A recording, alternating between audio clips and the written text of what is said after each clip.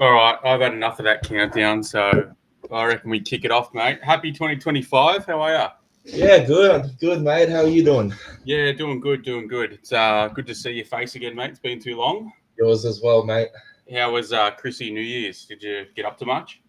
Yeah, it was pretty chilled. I worked throughout Christmas Yeah, and had New Year's off, but it wasn't too wild as usual. yeah. No, Yours? no. No, I just travelled back to Sydney, just visited some family and stuff like that. Yeah, it's fucking pretty hectic time of year for me. Like, I've got a pretty big family, so it Yeah, wasn't super relaxing. But no, it's been nice just to have the group in a bit of a, quiet week or two, and then yeah, it's kind of straight back into things. So yeah, it was nice to reset and refresh, and then go again for this year.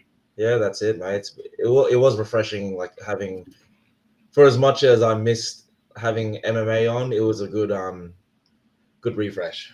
Yeah, it's like a detox, man, especially with something that has so many highs and lows, like Yeah, gambling, sports betting, and winning and losing. It's nice just to sort of set the phone down and not think about anything like that, and just reset, refresh, enjoy some time with some loved ones, and fucking get back into it. yeah, definitely, man. Did you reflect a lot on 2024 as a betting year? I definitely did. Yeah, I sat down, I looked at the results, which was my worst year in betting MMA ever, which has been like 3 years long now, just in MMA. So, yeah, it's always a bit of a shame to, have your worst year. But yeah, it was good to sit down and reflect. And, I've always had like this prop heavy style for the most part. Yeah, Um, but it just did not work last year. It's the first year it hasn't worked, and it was good just to sit down and realize that I've probably started to overextend on some opportunities and things like that. It's also hard when you're running the group as well, and you cover a couple of other sports, so it's easy for certain sports to take a back seat and not get the attention they need, especially one that needs so much tape like the UFC does. yeah, Um, yeah, I definitely sat down and just realised that I need to take a back seat on the props for a while and just stick to money lines and till I get the confidence back and maybe the gloves or certain things start coming back into the fold and we get a few more finishes going around and then yeah, we'll get back into it. But that was my main takeaway. What about you? Did you have a um, think or analyze anything? yeah. Well, it was a positive year for me. I wouldn't say it was my best. I'd say 2 years ago, 2022 was my best betting year. 2023 was in shambles, and this year actually like had a bit more process to my betting. Mm-hmm.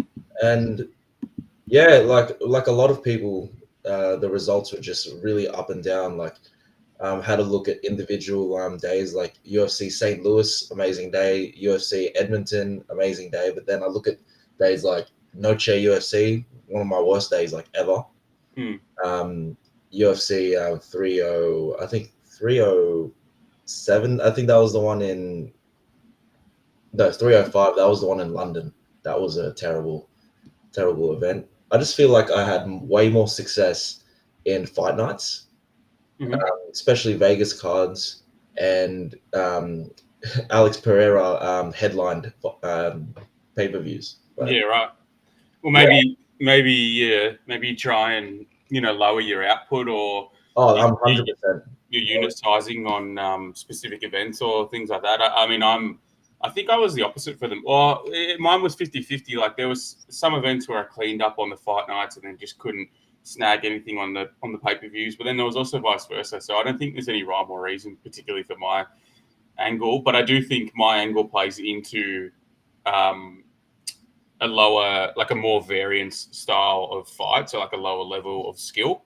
Mm. So I think, yeah, I think the props have got to go just for a little bit, for the most part, and then once they, I'll make note of everything I want to do on the week, and maybe I won't bet them, but I'll note them down. And if they start looking like they're going better, then can reintroduce them. But yeah, it's always good to reflect and refresh and go again. So I'm bloody keen for another year. It's going to be a long year, man. Like it's the only thing with betting MMA. There's no season. There's not really. You get what, like maybe 8 weeks off, sort of a Yeah, year. So it can be long and exhausting, and it adds to the frustration and all that. But it's part of the game, and the game we love. It is, man. Like we've been betting MMA for over 3 years. Like we know how it is. Yeah, it's nothing new. But anyway, what do you reckon we get into this card? Let's do it, brother. All right, so I think there's about 14 fights. Like there's been a couple that have chopped and changed in the last day or two. I'm gonna put it on a screen for Tapology first because there's like a fight that's missing on the ESPN, and then I'll switch it over once we cover that first one. So let me just share my screen here. That one. All right, you can see that? Yeah. Beautiful. Let me just go full screen.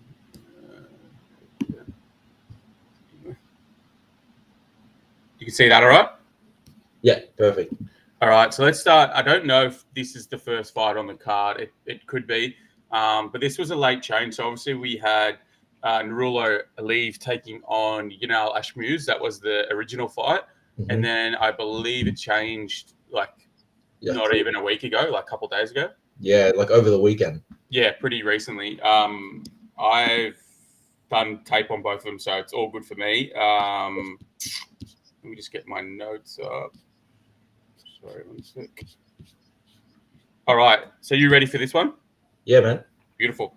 All right, so I'm going to start us off. So we've got Nurullo Aliyev 9-0 taking on Joe Solecki. So I'm going to start with Nurullo Aliyev. I find it difficult to kind of know where this guy is going to be in terms of his overall level, just because he fights so infrequently. Like he's only 24 years old. He's super, super young, but he just like only fights once a year. So it's really difficult to know how much he's going to be leveling up between fights. But I think because of his youth, there is a good chance that he's still getting better and still getting more athletic. He showed some pretty impressive top pressure in his fight versus Alves. He's a strong physical fighter, and Alves is a strong physical fighter, and he just got completely dominated positionally in that fight by Aliyev's wrestling. He's got a very explosive style, lots of big movements, explosions in and out of range, both with double legs and also overhands. I actually think his double leg entry is very solid. Like he's got good timing, he's got good speed. He runs the pipe well to finish it if he needs to. He's also showed some pretty solid sub defense versus Alves, who, look, he's not like a great jiu-jitsu guy, but he's got a couple of submissions that he's really, really good with. He's super strong and athletic, particularly like with the guillotine. He's always had success with that. But Aliyev was able to defend intelligently. I think he looks like he understands the defensive game of jiu-jitsu, similar to like an Evloev. That's what his game like kind of reminds me of the most. Like he'll get put in bad positions, but his ability to sort of like, if it's guillotine, to like jump over to the other side or wrestle out of things is really impressive. He likes to fight when he dictates range, and he's the advancing fighter on the front foot. His striking is kind of like a nothing. Like it's not a negative, but it's not a positive. It's like fine enough, but he doesn't really spend massive periods of time doing it. Like he knows where he excels. I like his chain wrestling. He's hard to defend. He's not a great finisher in terms of getting the fighter out of there. This just means he has to fight longer than he potentially would if he was getting finishes. And, he does get put in some dangerous positions at times. It's probably the only real knock that I would have on him. On to Joe Solecki.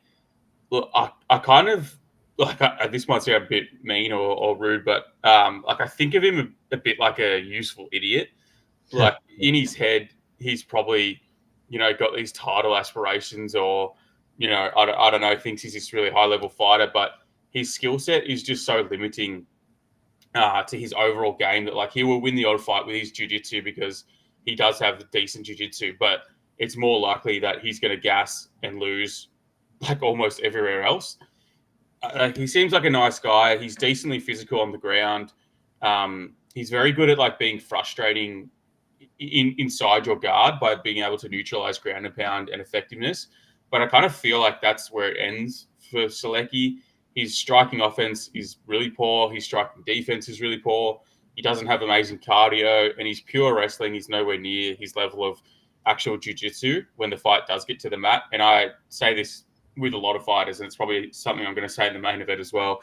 There is nothing more frustrating than having a really talented jiu-jitsu fighter who cannot wrestle. because what are you going to do? Just jump guard every fight? It doesn't work at a certain level. In terms of level of competition, it's not even close. It's in Selecki's favour. He's been in there with much better guys at this point. He either loses by TKO or decision most of the time. He hasn't been sub before. Look, overall, I think the Alieve line is pretty deserved, to be honest. I kind of think he's live to dominate Selecki. Selecki did have some success in that first round versus Dawson with that super deep guillotine, which I kind of forgot about. So it was nice to see that on tape. So I do think he could potentially threaten at points, but Alieve's shown that he's good enough to defend, and I think he's just going to be able to do more everywhere. I also think Alieve has a huge speed advantage on the feet, so there is a potential that he could see a KO here. I'm kind of interested to see the unders lines, given both guys are historically overs operators, so we might be able to get a nice line there. But yeah, that's my read on the fight anyway. Yeah, beautiful, mate. You pretty much covered everything that I had. Do you see this fight going similar to that Grant Dawson fight? Yeah, potentially. Like, I think Selecki's just so content to like fight off his back at times and try and neutralize his opponent that it could just like lose minutes and go to a decision. But I think Alieve like has pretty good power and his ground and pound is good, and I think he potentially could get a finish here. Yeah, I agree with that as well. Like Selecki, he does only have a 20% takedown defense, but it's probably because he just is so willing to just get down to the ground. Like his game is pretty much just to do what he needs to do to get the fight to the mats. Like if takedowns don't work, clinch against the fence, try and get a trip, or like he'll pull guard or just allow himself to be taken down. And yeah, like you said, he just has this willingness to stay there, and that's how fights just escape him, really. Yeah, when this fight was originally for Nurullo Aliyev, he was a 400 minus 490 favorite against Yanal Ashmuz. Did you agree with that? I did actually. I thought it was still a fine price versus Ashmuz, to be honest. Yeah, I thought it was a bit wide, but then again, like Ashmuz, he does have this tendency to just get backed up along the fence, which is where like I thought Aliyev would have a success, but I thought he'd make it a little closer. Like Ashmuz ain't something amazing on the feet, but he is like that explosive like tank of a fighter. Yeah, I think Aliyev gets a win here just because of Selecki's willingness to just stay on the ground, and he thinks like he will try to get reversals or try to threaten some submissions from the bottom, but I just see Ali like staying heavy on top, ground and pounding him. Could get a finish, but I do lean that decision. Yeah. I mean, are you high on Aliyev overall? Yeah, I like him. From what I saw on tape. I like him. He just hasn't fought like enough. Yeah, it's hard. Like, he has. Do you know why he hasn't fought in like 2 years? No, I've got really no idea. As I'll have a look on his page, but he's only sort of fought like once a year for as long as I can remember. He had that really good win over Alves and then just disappeared. Maybe injury. Alieve leg injury from 295. But other than that, no, not really. Yeah, must be like a bunch of injuries. But had a great showing in Contender Series, round 1 TKO. Got that takedown really early, stayed on top, and just rained down that ground and pound. Something he could definitely do here. Yeah. And against Rafael Alves, like someone who's like pretty underrated. Like I'd say he's good. Yeah, he got 3 out of 4 takedowns, controlled the guy for like 10 minutes across 3 rounds, and like he just made Alves really hesitant on the feet and cautious at distance, like through the threat of the takedowns. So yeah, I really like his game. Would love to see him more active. Yeah, I completely agree. I had a fucking great breakdown written for the one versus Ashmuz as well. I was calling Ashmuz the Israeli fucking mini T-Rex and everything, but the cancellation, so never mind. I think I just want to check if that Preston Parsons one is on here because I don't think it was because that's a late one as well. It's not on there. Do you want? I think we should talk about that one quickly, and then I'll switch over to the ESPN after that. Yeah, no dramas. I know it's not completely in order. I forgot odds as well. Sorry. Yeah, so the odds on Aleve is minus 440 now. I agree with oh, those odds. That's for sure. yeah, yeah. All right, so next fight we're going to cover is Preston Parsons versus Jacoby Smith. Again, this is a late change. So obviously the first fight was Preston Parsons versus Andreas Gustafsson, which was going to be I thought like a really interesting fight because both guys, are both sort of just wild men who just want to scrap and fight in every area. So I thought that was going to be a pretty fun fight to watch. I'm kind of annoyed that got cancelled, but very keen to see Jacoby Smith here too. Coming off the Dana White's Contender Series where he had a really nasty win over Kristen Savoy, who isn't really much chop, but there's been some really, really high ratings on Jacoby Smith for a while from the MMA community. And yeah, he looks a really good product. He's obviously got that very high level wrestling background. And he looks like a decent MMA fighter. So odds wise, we've got obviously Jacoby Smith in on, again, a couple of days, a week's notice.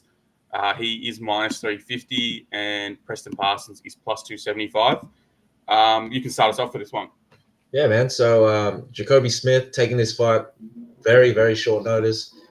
I think announced only on like Saturday as well. And yeah, coming off a round 2 KO win in October to earn a contract. Has 7 finishes with 6 in the first round. Very explosive guy. His punches are tight and thrown in close. He really lowers his level as he strikes, really maximizing his power punches. But his game, however, is to just blast double leg takedowns on his opponent, unload like heavy ground and pound to force a finish. Like even if opponents are able to defend the initial takedown, he will get a hold of them, lift them up, and slam them on the ground. It's like pretty impressive. He will continue to work and apply damage as he is on top, as opponents are usually desperately moving to get to their feet because of the ground and pound. But once he controls his opponent's posture, he will rain down some elbows to force a stoppage. Or if opponents turn away, he gets back control, he just won't at all look for a rear naked choke. He will just swing massive shots as they're grounded and forced to cover up. And he's up against Preston Pressure Parsons, who definitely lives up to that nickname. Comes forward the entire fight and very relentless. He's primarily a grappler. He has 9 wins by submission to his name, with 1 guillotine, 4 rear naked chokes, and 4 arm bars. He actually has decent stand-up. Like, he keeps his hands high, keeps opponents on the back foot, and he has decent hands, like often blitzing forward with combos to back his opponent against the fence. Like, he isn't great at striking backwards. Like, that's one thing that was going to hinder him in the Andreas Gustafsson fight. He is eventually going to time a takedown, whether it's against the fence or an open space, and he does have nice entries, like usually double legs, single legs. Even if he doesn't land the takedown, he grinds them against the fence and keeps them working. Once he is on top, he will advance positions to threaten different subs, which sometimes leads to him getting reversed. He does have very good defensive grappling, however, like often getting reversals back. Even when he does get taken down, he's great at elevating his hips immediately and scrambling.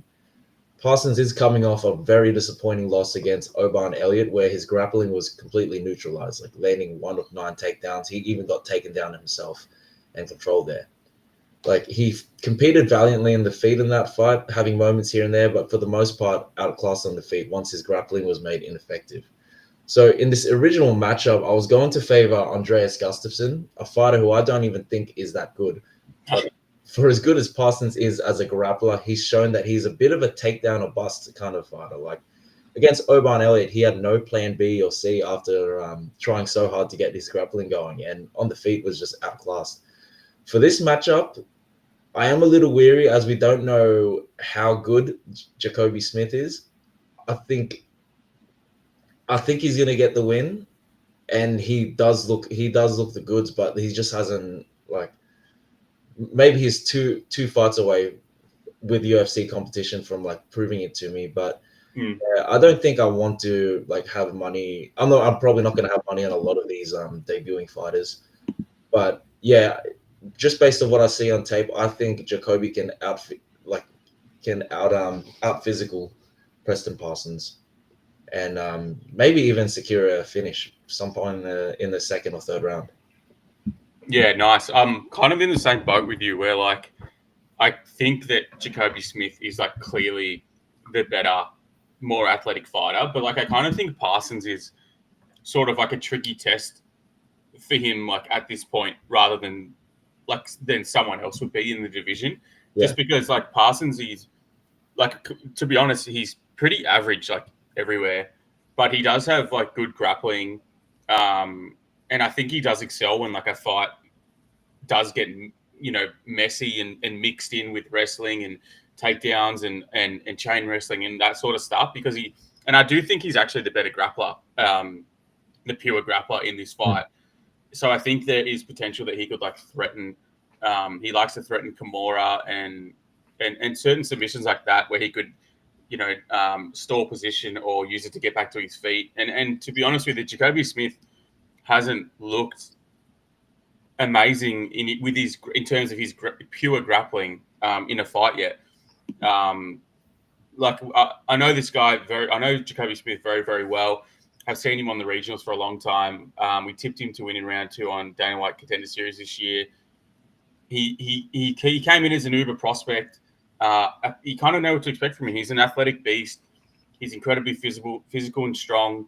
Has really good speed still, though, despite his build. Timing and speed on his wrestling entries are insane. If you didn't know he had, high-level wrestling credentials, you would be able to tell just by watching him. There's a clear difference between how this guy wrestles and how Parson wrestles. But whilst he does have super high-level wrestling, I think his actual grappling skills are kind of just okay. They're definitely lower tier compared to his wrestling. What I do love about him is his ability to win position-to-position battles is outstanding. So even though his actual submission threat is low, he makes up for it with his ability to control position and land ground and pound. And kind of like an extension on that is there's a lot of times where you'll see his opponents go to like a turtle position or, he'll work to the back or whatnot. But he isn't like a slick jiu-jitsu guy that when his opponent gives his back, he's automatically on it. He's got hooks in and the fight's over more or less with a rear naked choke.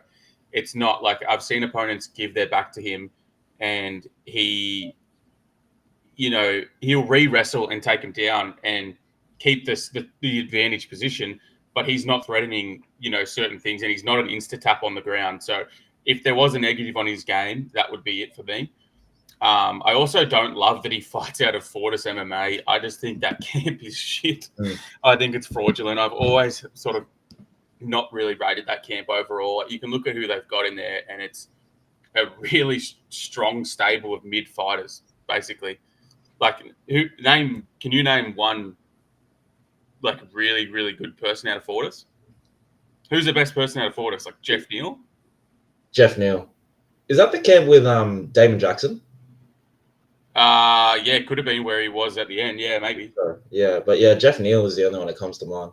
Yeah, it's like the most mid camp. So hopefully he, goes somewhere else. But anyway, that's my only real knock on him. In terms of Parsons, he's basic, but he's fine everywhere. I think he is the better pure grappler in terms of submissions than Jacoby, but I think he's probably just going to get out wrestled and beaten to position. I think he could have success with the calf kick. He lands that pretty often and pretty well. He's been pretty durable his whole career. I'd say this is Jacoby's toughest fight yet.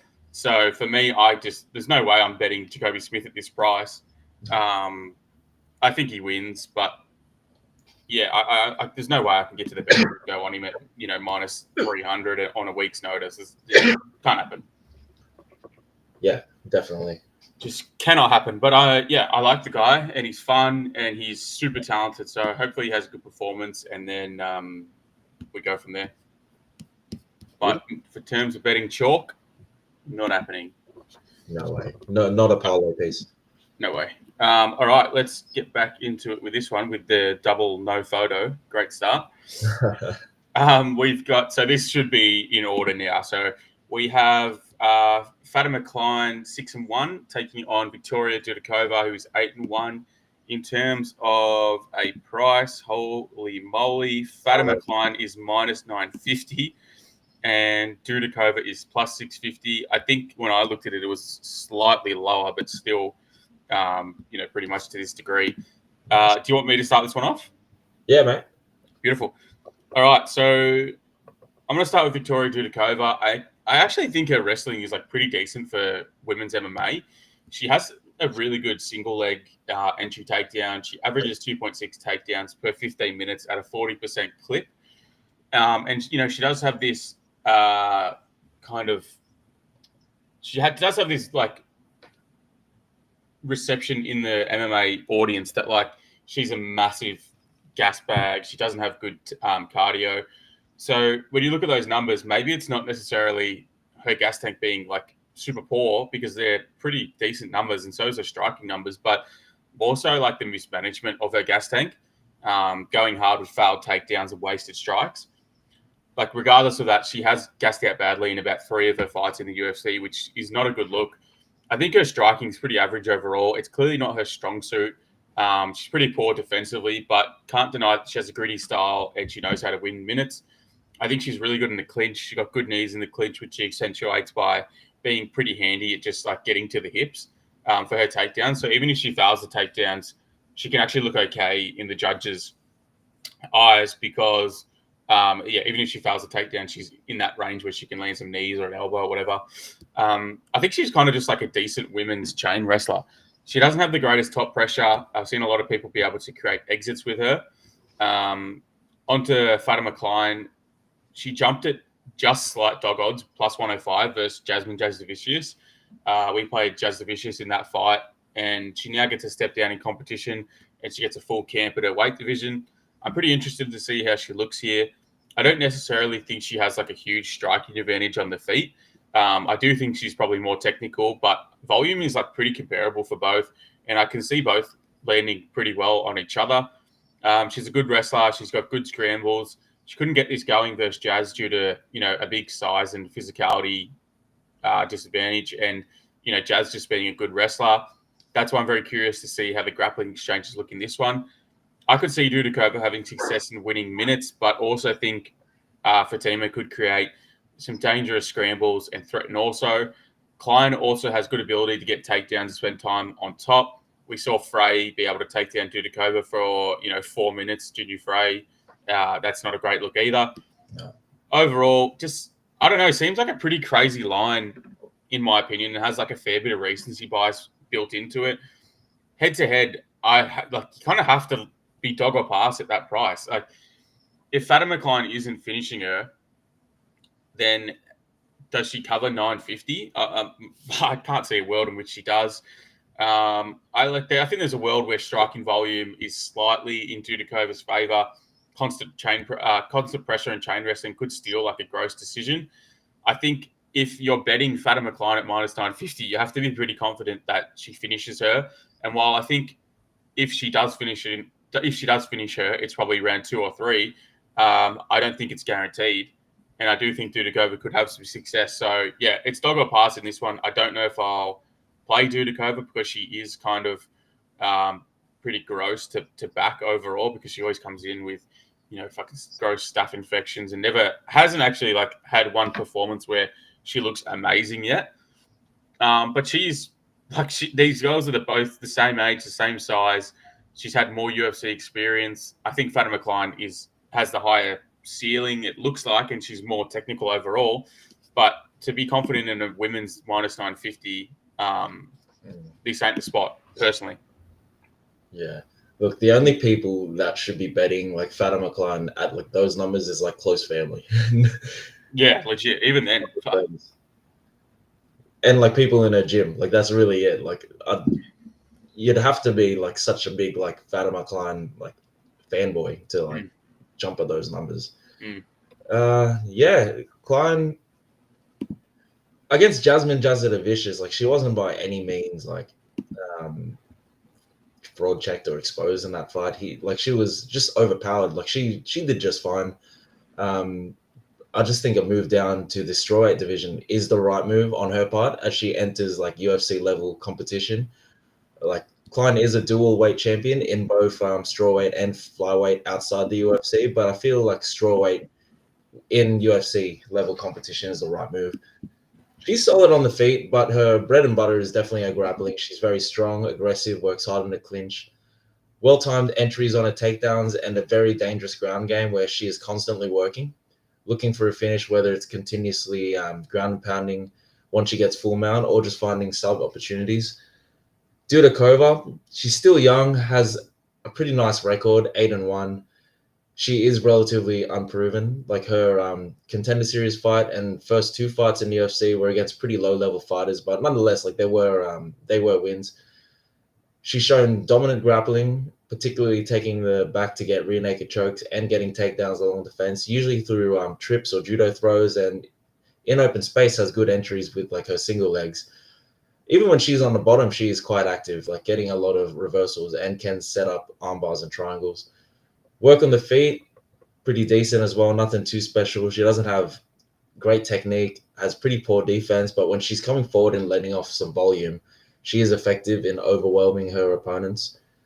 When she faced Sam Hughes, like despite losing, I think she did show a bit of it, like a lot more of her potential than in like some of her winning fights.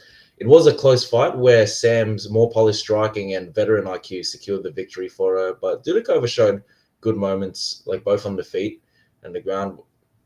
Um, from distance and moving backwards, she was getting tagged up a lot. Like you pointed out earlier, like it's her management of cardio that's gonna really let her down in fights, and if she doesn't get that in check, that's definitely gonna continue to be a problem in her fights. So seeing Klein as a minus 950, she might even end up being a minus 1,000 favorite in fight night. Like it's pretty bizarre, but Yeah, she will, 100% after the parlay boys get her. yeah, I think she wins this through her physicality. I don't particularly think Dudakova can pull off this upset. Like I really wanted to like find find reasons when I'm watching tape at landing at a bet, but I honestly really couldn't. I think Klein has good enough striking and power to have an edge on Dudakova there, and Klein will be stronger and just way more dominant on the ground exchanges. I feel like Ginny Frey was able to take down Dudakova and control her for 5 minutes. Funnily enough, though Klein is known for her grappling, she only has the one sub and has two KOs to her name, while Dudakova has the four subs and two KOs. So I am going to lean towards Klein being dominant on top for at least 8 to 10 or 11 minutes of this fight, and Dudakova being defensively responsible enough to avoid getting finished. But yeah, that's my take on it. Yeah, I don't see a world where you could possibly play Fatima Klein at the number. It's insane. No way. It's dog or pass. I almost feel like I have to play Dudakova. Like, I don't know. I just seen a lot of people talking some wild shit about Fatima Klein. And like she is pretty impressive, but minus 950 in a WMMA fight, it's. I feel like I'm being forced. I feel like my hand is forced. Yeah. Which I don't like, but anyway, we'll see. We'll see if we get to the betting window. Yeah. It's got a comment as well from Huck. This guy's he's been around the channel for a long, long time before we were doing the podcast and whatnot. Happy New Year's, guys. Hello from Ohio, Canada. Happy New Year, brother. I don't know what country Huck's changed like 5 countries, I feel like, but Happy New Year's in Canada, brother. So we go up the card now. This is going to really test me. Magomed Gaziasulov. Nice. Nailed it. Taking on Bruno Lopez. So Gaziasulov 9-0, Bruno Lopez 13-1. Prices. Gaziasulov at a pretty modest minus 222, minus 220, somewhere around there. Yeah. And Bruno Lopez plus 185, 190 in that range. Take us away, brother. Yeah, mate. So both these light heavyweights are recent contender series alums with pretty nice records, with Magomed being 9-0, Bruno Lopez 13-1. I'll start with Magomed. He defeated Jose Medina to win a contract, and then on his debut beat Brenson Ribeiro, a fighter who has already knocked out Magomed's opponent this week, and Magomed beat him by decision. So He is a very measured kickboxer, very accurate, and throws kicks very fast without any telegraph. He's also very comfortable in the boxing range where he has well placed counters and hooks, but mostly he will look to inflict damage with his kicks from distance. And when he finds opportunities, will enter the boxing range where he can fire off 2 to 3 punch combos, and he will even do spinning elbows as well. He mixes in grappling very effectively as well, as he took down Medina 6 times and Ribeiro 5 times. He's very heavy on top and hard to get separation from. There's just a few things to be concerned about with him. In his contender series fight, he did beat Jose Medina like pretty convincingly, but Medina is a walking punching bag, and though he's very hard to finish, and very very clearly lost that fight towards the later parts of the second round and in the third, like Magomed was absolutely gassed. Like he was just lucky Medina was absolutely terrible and could not take advantage of a gassed fighter.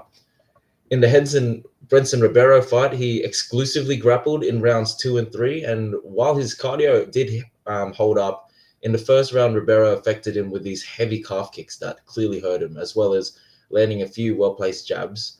And in the second round, even threatened a very tight guillotine.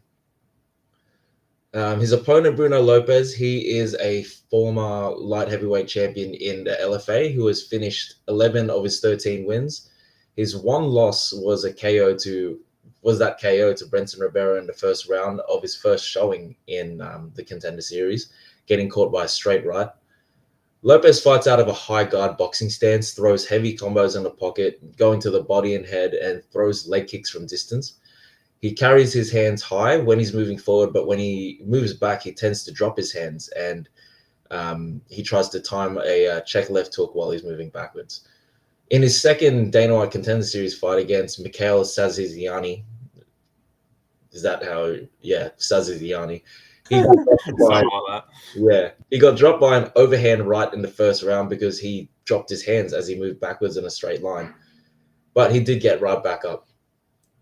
But in that fight, I was impressed by his patience. Like in the LFA and previous promotions, he often got lured into firefights, but every time he just came out on top with his hands raised. And in the Ribeiro fight, that must have been a wake-up call. He didn't perform badly, but he just got lured into wild exchanges. And Brenton Ribeiro is not someone you want to get touched by. Like despite him not being that good, he has like a lot of power. So Lopez, he also has a very solid like ground game, I feel, where he is very heavy on top and very active, like inflicting damage from mount or after taking the back as opponents work their way up. He just hits them with hard ground and pound. He's got 6 subs. 4 of them are by arm triangle and 2 by guillotines. I feel in this matchup, Magomed, I'm not even going to try to say the last name, Magomed, has way better stand up. He's more athletic and he's much faster. And if he can check a few kicks and maintain range, he could very well outpoint Bruno Lopez, especially if Lopez doesn't apply pressure and force in the pocket exchanges. So, was it a minus 230 price tag on? 220. Do you agree with that? Yeah, I feel like that's a pretty good price, to be honest with you. Yeah, I think it should be near towards the 300, to be honest. But like, what are we doing here? He's minus 220. If Fatima Klein's minus 950. Yeah, I think it's an insane price. Bruno Lopez is fucking terrible. Yeah, exactly. Like I would line this closer to like minus 300, to be honest. But yeah, Magomed went the distance with an actual punching bag in Medina, looked to gas towards the mid to late stages. And Benson Ribeiro showed that Magomed can be hurt with just a few calf kicks. And while I really don't think Bruno Lopez is amazing, like his toughness and willingness to trade in wild exchanges could tighten the margins as the fight goes. Like this is just me trying to find reasons on like Bruno Lopez having success in this fight. Yeah. He has heavy leg kicks and he throws plenty from distance. If 2 or 3 solid ones like land early, like Magomed could be forced to grapple, and I think they're pretty even there with the slight edge to Magomed. Yeah, I think we're getting a really nice price with Magomed here. Like I don't like other than those things that I just listed. I just don't think Lopez has much of a shot, and this is going to be a pretty good parlay piece in my opinion. Yeah, I'm with you. So yeah, I'll start Gadzhi Sulov. He fights out of orthodox on the feet, can also fight out of southpaw, but really only did that because his leg calf got compromised, like you said, from just a few leg kicks in the Ribeiro fight. I also noticed that not a great look. Um, I think he's like super well rounded. He's okay offensively on the feet. He's okay defensively. I think most of his success on the feet is with his kicking game, which is kind of a surprise. Like he's got a really good variety of kicks, whether it's spinning or low leg kicks, or he's got a really good variety of kicks. He's got very good wrestling, likes to rely on his top pressure, and can be content to win minutes at times rather than finish. That's what we've seen so far, at least in the UFC. Overall level of competition is questionable to me. He's really fought no one good yet, but he does, still get a big price tag here. I think what I do think about it is I think he's a pretty intelligent fighter. I think he has a pretty smart process overall. Um, but like overall in light heavyweight, if you have finishing instinct and are super athletic, generally this is a division that you can have moderate success in. But I think he's more skilled than probably a fair chunk of the division, but he's not like super physical like the top 1%. And he does lack a bit of finishing instinct. So it is a bit of that trade off that you just have to toss up sometimes. On to Bruno Lopez. Honestly, he's just a nothing fighter to me. I don't think he has good process anywhere. He's not hugely athletic or physical, and he's kind of just okay in most places. He likes to pressure forward, enter in the pocket, land big shots. He's also got some subs on his record, mostly arm triangle, which is, just a submission most of the time that you can muscle over pure technique. He was a minus 700 favorite on Contender Series versus Ribeiro and lost badly by KO. This is something I noticed. Two of his three last opponents, they were Saziani, as you mentioned, and Ribeiro. And those two are probably among the most polar opposite fighters you could ever have. Like they literally have zero in common with each other. The only thing in common that they have is that they both landed a huge amount of shots on Lopez. So you can be a fucking 5'8" midget from fucking Armenia or wherever the fuck Saziani's from, with T-Rex arms and still land huge shots on Bruno Lopez and put him on his ass. Or you can be a 6'4" Brazilian with an 83-inch reach and you're still going to sit him on his ass. So I just think he's awful defensively. I think he's most awful, especially when he's moving backwards. He's always central. He's got no head movement. He's got a low guard. He's also fought a low level of competition too. I just think he's got a pretty low ceiling. So overall, I wasn't sure that I was going to love Magomed purely because of his price tag and the fact that he's kind of fought no one who's decent, aka like feels like he's got a fraud check incoming. But Bruno Lopez is way, way worse. While he's got good power and if he lands, he can hurt you. He's just awful defensively. He's got terrible process. He's finish or bust here, in my opinion. I think Magomed has the edge in most areas. Just really needs to be aware of the leg kick. Other than that, should land more volume with better technique offensively, be better defensively. Will also mix his wrestling in and win minutes. I think this is a deserved favorite price tag. I like it.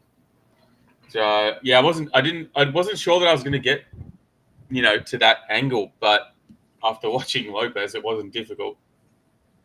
Yeah, like I watched the fights before I looked at the price tags, and I was just expecting Magomed to be like minus 300, minus 50. So when I saw this, I was like, wow, like this could be a gift, but yeah, there are things to look after in terms of the leg kicks. And yeah, I think just gassing out against Jose Medina, that is like worrying. I mean, he did gas out, but he beat the shit out of Jose Medina.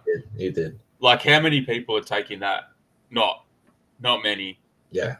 If he puts that on Lopez, I think Lopez is gone. For sure. But I do agree. He hasn't really hasn't had that breakout performance yet where you go, wow, this guy is really fucking good. Yeah. Maybe it's this weekend. Yeah, could be it. All right, next fight up the card. We've got another women's fight with another pretty big price tag. We've got Anesta Karakate taking on Nicole Cagliari. How do you pronounce that? Carrot Karakate, I think it is. Carrot Okay. cake.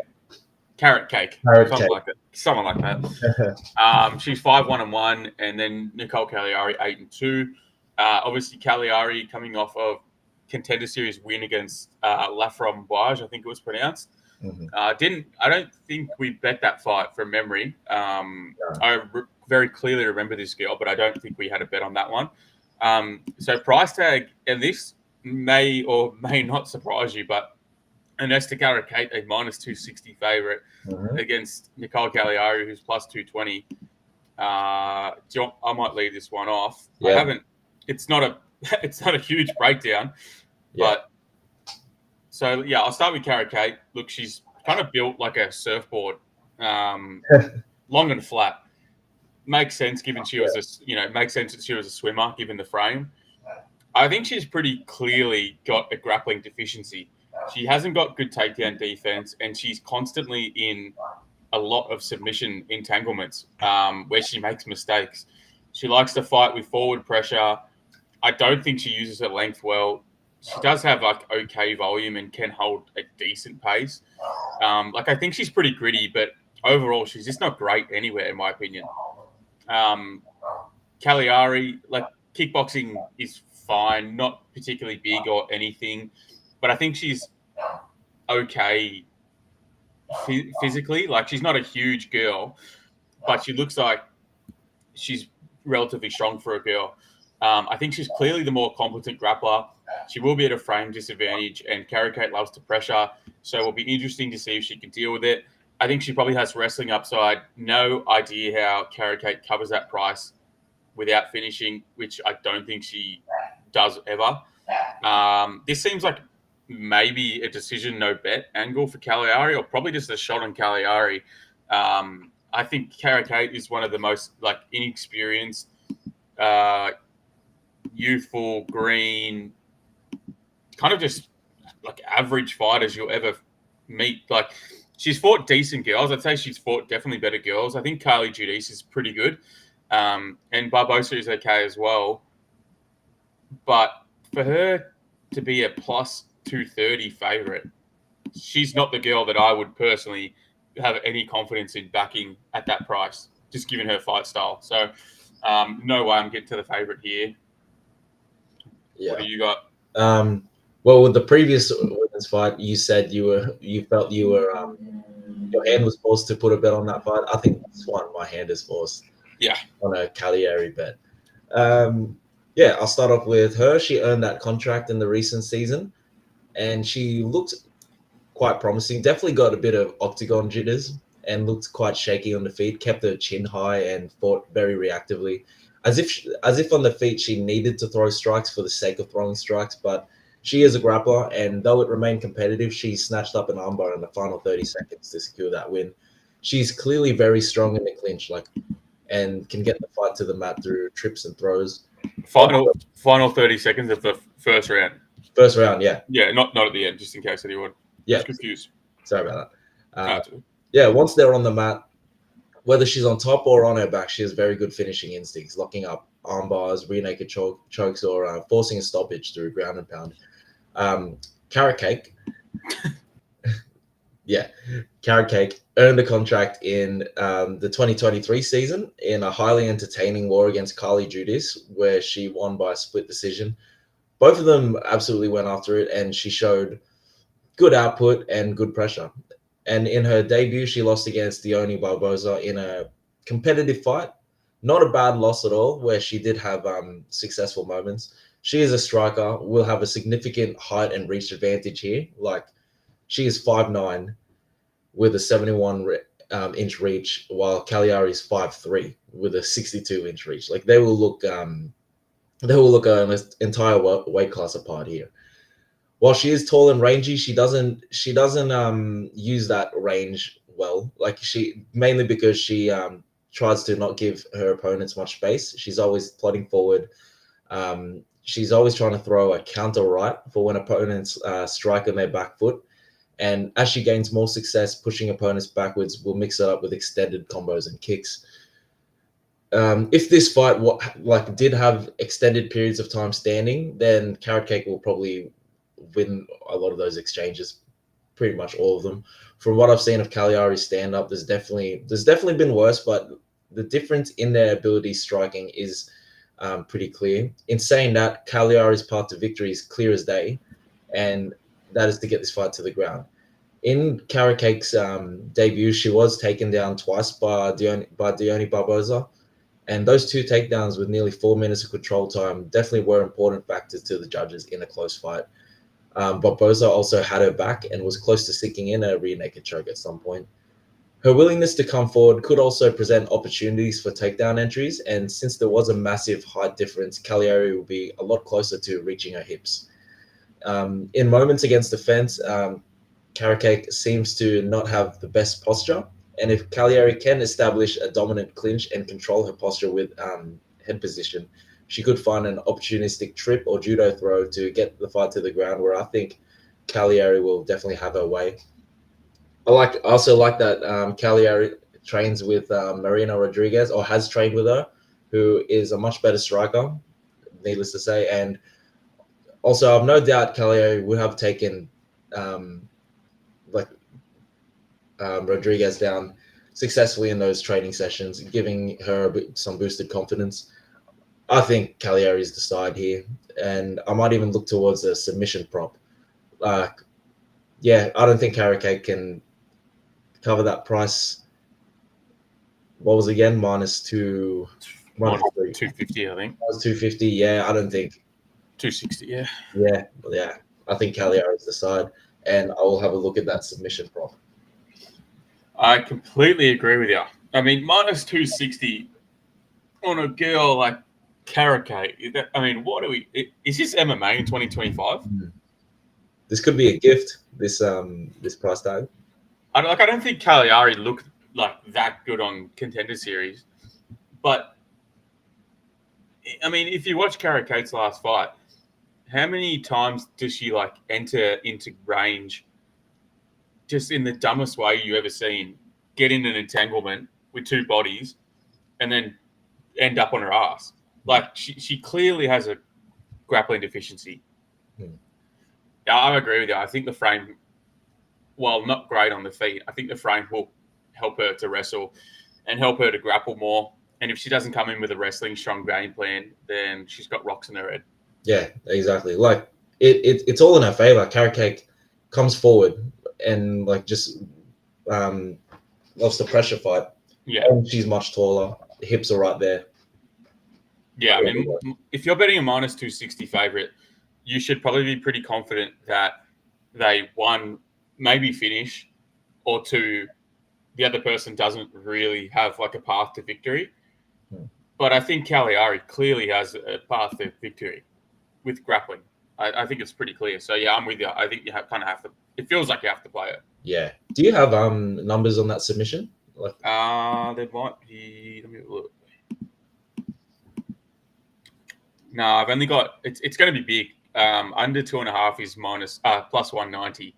So that combined with the fact that Cagliari is already 220, I'd be shocked if Cagliari's submission wasn't plus 500, 600. If it's above plus 450, to be honest, I have to play it. Maybe for 0.75 of a unit. I would wager that it'll be higher than that. Yeah, I'll definitely play that for 0.75 of a unit. Yeah, I think that's a pretty good look. All right, in agreement on that one. Keep moving up the card. I know this is one you have a pretty strong take on. I've always been a kind of a Trey Ogden guy as well. I had a couple of, I don't know. I just think bookmakers don't really know how to cap this guy. It's kind of, that's what I feel about him. That's what I love about his fights. Yeah, I do as well. So yeah, we've got Thiago Moises, who is 18-8, coming off the back of, what was his last fight? He got it was against Ludovic Klein. Yeah, he just kind of got smashed, really, out physicaled, outworked, couldn't hang. And then Trey Ogden, who's 18-6, coming off the back of that Loic decision win. Yeah. You can start us off with the breakdown. I'll just give you some prices. You've got Moises sitting at a -190 favourite. Trey Ogden is open plus 180. There's sort of been up and down. He's plus 165 at the moment, roughly somewhere there. But looks like maybe his price will get a little bit closer as the week goes on. Not sure. His price has been going up and down. Like I saw it go as far down as plus 130, up at plus 185. I got him at plus 150. Yeah. And yeah, so that's one bet that I already have on the card. Yeah, Ogden is a fighter I'm very high on. Even though he seems to have a pretty simple skill set, he's someone you can definitely rely on to fight for your money. I've actually criticized Ogden in the past of lacking grit and seemingly wanting to avoid a firefight at all costs. He tends to skirt around the outside, being evasive and keeping safe behind fast jabs and leg kicks, avoiding all pocket exchanges, and then shooting for a blast double leg takedown once opponents rush in. And yeah, he just stays on top till the round ends. He'll actively work for submissions, but not at the risk of being reversed. He's very smart. And that's pretty much his game summarized in a nutshell, really. Like, he is a high IQ fighter. He knows what he has to do to secure rounds and can adapt effectively mid-fight. It's crazy that he beat Daniel Zellhuber in a striking match. That's a very good look. And he outgrappled Loic Radzhabov, who was a tank. Ogden, he might be 35, but he doesn't have as much mileage in this game as he hasn't absorbed much damage in his career, and he has a pretty good gas tank that allows him to give a hard 15 minutes. Thiago Moises is someone who's been in the game for a long time, but funnily enough, he's not even 30 yet. He's had quite an up and down run in the UFC, but he's losing to great fighters like Islam Makhachev, Benoit Saint Denis, Ludovic Klein, Joel Alvarez. And he does have better names on his resume than Ogden does. Michael Johnson, Bobby Green, Alex Hernandez. Moises is a very good all-round mixed martial artist. And since he's training at Fighting Nose, there's no doubt he's leveling up his overall game. But his bread and butter is his grappling. He's a jiu-jitsu black belt and very crafty on the ground. In the striking, I think Moises has really good fundamentals, has sharp hands, mixes in kicks very well. I just think he can be overwhelmed by close boxing exchanges, and he sort of folds when damage and pressure mounts up.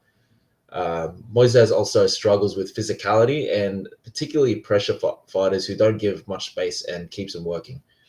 So I think this fight can play out pretty close. Like, they both have styles that can trouble each other. I see Moises being more aggressive on the feet. Ogden's lack of forward pressure in the striking will allow Moises to feel a bit more comfortable striking. And it helps that Ogden doesn't bring the type of dogfight that Moises struggles with. We've seen Ogden struggle in the striking, most notably with Ignacio Bahamondes, and struggled on the feet at times with Loic Radzhabov.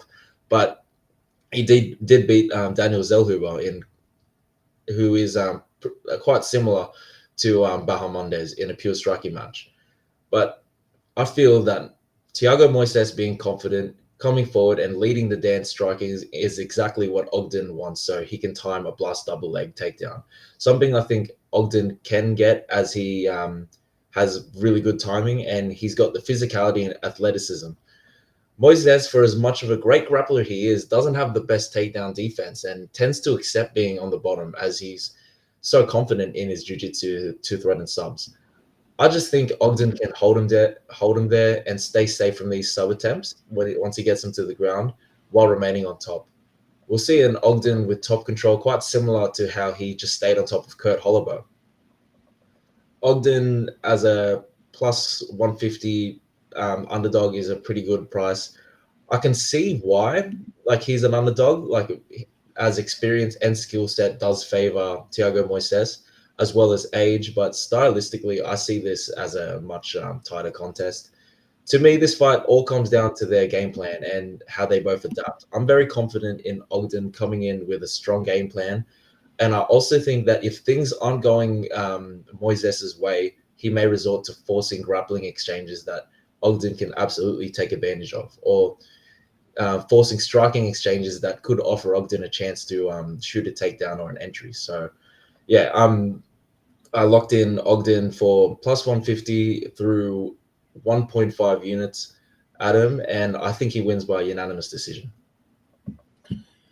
Yeah, nice breakdown. Yeah, like I said when I sort of introed it, I have had a couple of bets on Ogden and had some success. I remember Hollaball, I think we had the decision no bet. I really like playing decision no bet for Trey Ogden because he's not, he's a really intelligent fighter, but he's not a very damaging fighter. And if he finishes, it's generally going to be a sub. So yeah, that's why I like playing his decision no bet angle. I think we played it in the Hollaball fight. We might have played it in the Rajabov one too. I'm not 100%. I'd have to double check that one. But we had him against Motter as well, where he was a underdog. We had his submission line there, which we got absolutely fucked on when I can't remember, Beltran fucking stepped in early as Motter was going to sleep and saved him. Literally about to go out. Yeah, like that was horrific. That was a horrific watch. I mean, I kind of like I hard to say I like Ogden because he does have like a pretty gross looking style overall, but I do like him. I think he's intelligent. He doesn't have like amazingly technical striking, but he does have a really good ability to just frustrate his opponents with some like awkward movement, awkward timing, really good straight shots, really good leg kicks, and yeah, he just frustrates his opponents and wins minutes. And it's a good strategy. It works for him. He's also got good wrestling, and I think his jiu-jitsu is pretty high level as well. So I'm really interested to see how it looks here. Thiago Moises, I've kind of never been a real like believer in this guy. Yeah, I don't know. I just don't know how to feel about him. I think he has really good jiu-jitsu, but his wrestling is just average. I don't think his striking's amazing. He's not, he gets out physical and outworked. And he's kind of like only beating, I mean, if you look at his record, he's only beating pretty low level guys like Mitch Ramirez. He's shit, to be honest. Costa, Melchizedek Costa. Have we seen anything from him yet? Christos Yargos. Like, okay, he's been a veteran, but they're his last 3 wins. I don't think they're amazing wins. I think he can get outworked. I think he can get out physical. And whilst I don't think Trey Ogden is the level of any of those guys that he's sort of lost to as of recent, I do think he has incredibly smart game plans, and I think he's underratedly physical. Like he does have a lot of success with his wrestling and holding people down who have good jiu-jitsu. And I think people don't think he's as strong as he is, and then they feel him and they're like, wow, this guy has good top pressure. Yeah, but I think at the same time, I also agree with you that it kind of does make sense that he's an underdog just given the level of competition and his style of fight. But I don't know. I feel like this is a pretty 50-50 fight. How does Moises win this fight? I think he has an angle, a very small angle, but I think he has an angle to maybe submit Trey Ogden, who has been submitted like a couple of times in his earlier career. I mean, this is quite a while ago, but he has been submitted 3 times. Is he going to outstrike Trey Ogden? I don't think Moises is that good of a striker, to be quite honest with you. He's got low volume. His Muay Thai is like okay. He's got good kicks and stuff, but I think Ogden could compete and match him there. Is he going to out wrestle Ogden? Maybe, but I think it's competitive again. I don't know. I think both guys have I think this is a fair fight. I would cap this maybe Moises' advantage like 55%, but pretty close. Yeah, that's how I would cap it. Yeah, so I feel like the Ogden side does have value. Whether or not I'll play his money line, not 100% sure. I think I will definitely, as always, have a look at his decision no bet line because he is tough. And if Moises, takes him to the scorecards and we get a void, so I think that's best case scenario. So yeah, that would probably be my angle. I don't have a bet on it yet, but that would be my angle. I think. I like it. Very nice. All right, so let's keep moving. We have middleweight Marco Tulio versus Ihor Peteria.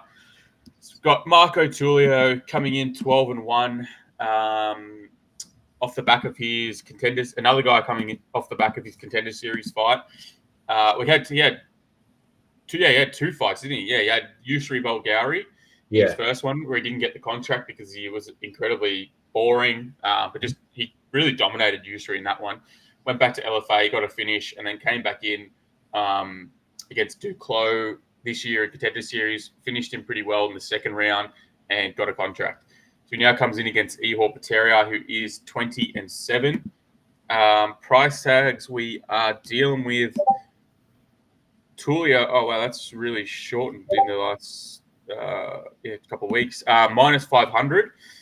And they've got him listed as Igor Peteria. Ihor Peteria plus 375 range. Let me just pull my notes up quickly. Sorry. Where are we? This was one of the first ones I taped after having a little break, and it was not particularly enjoyable for me. I don't know about you. I did not enjoy breaking this one down a lot. I'm the same. So I'll start with Tulia. Like I said, he's a Contender Series alumni. He has finishes that on his record kind of make him look like he's a striker, but he's really not. He's more just a well-rounded MMA fighter who has like okay striking and is able to use his wrestling offensively. Although I think he's just fine offensively on the feet in terms of being, kind of single shot oriented and low volume at times. You can't deny that he does have power in his hands when he does land. He fights out of orthodox. I do like his leg kick, but kind of overall, I don't really love his process on the feet. He also does have the odd spinning attack that does have success. He's not like an outstanding pure wrestler, but more so excels in close clinch positions against the cage and using body lock trip style takedowns. Again, don't think he has great process on the mat either, but he's super physical and athletic and strong. He mixes in really good ground and pound. I don't think he's great at taking the back, which I do hope that is something he improves on. He fights out of shooter box Diego Lima. He has really clearly has good minds and talent around him. And he's only, he's pretty young enough still. Like he's 30. He's at a good age to still have some success.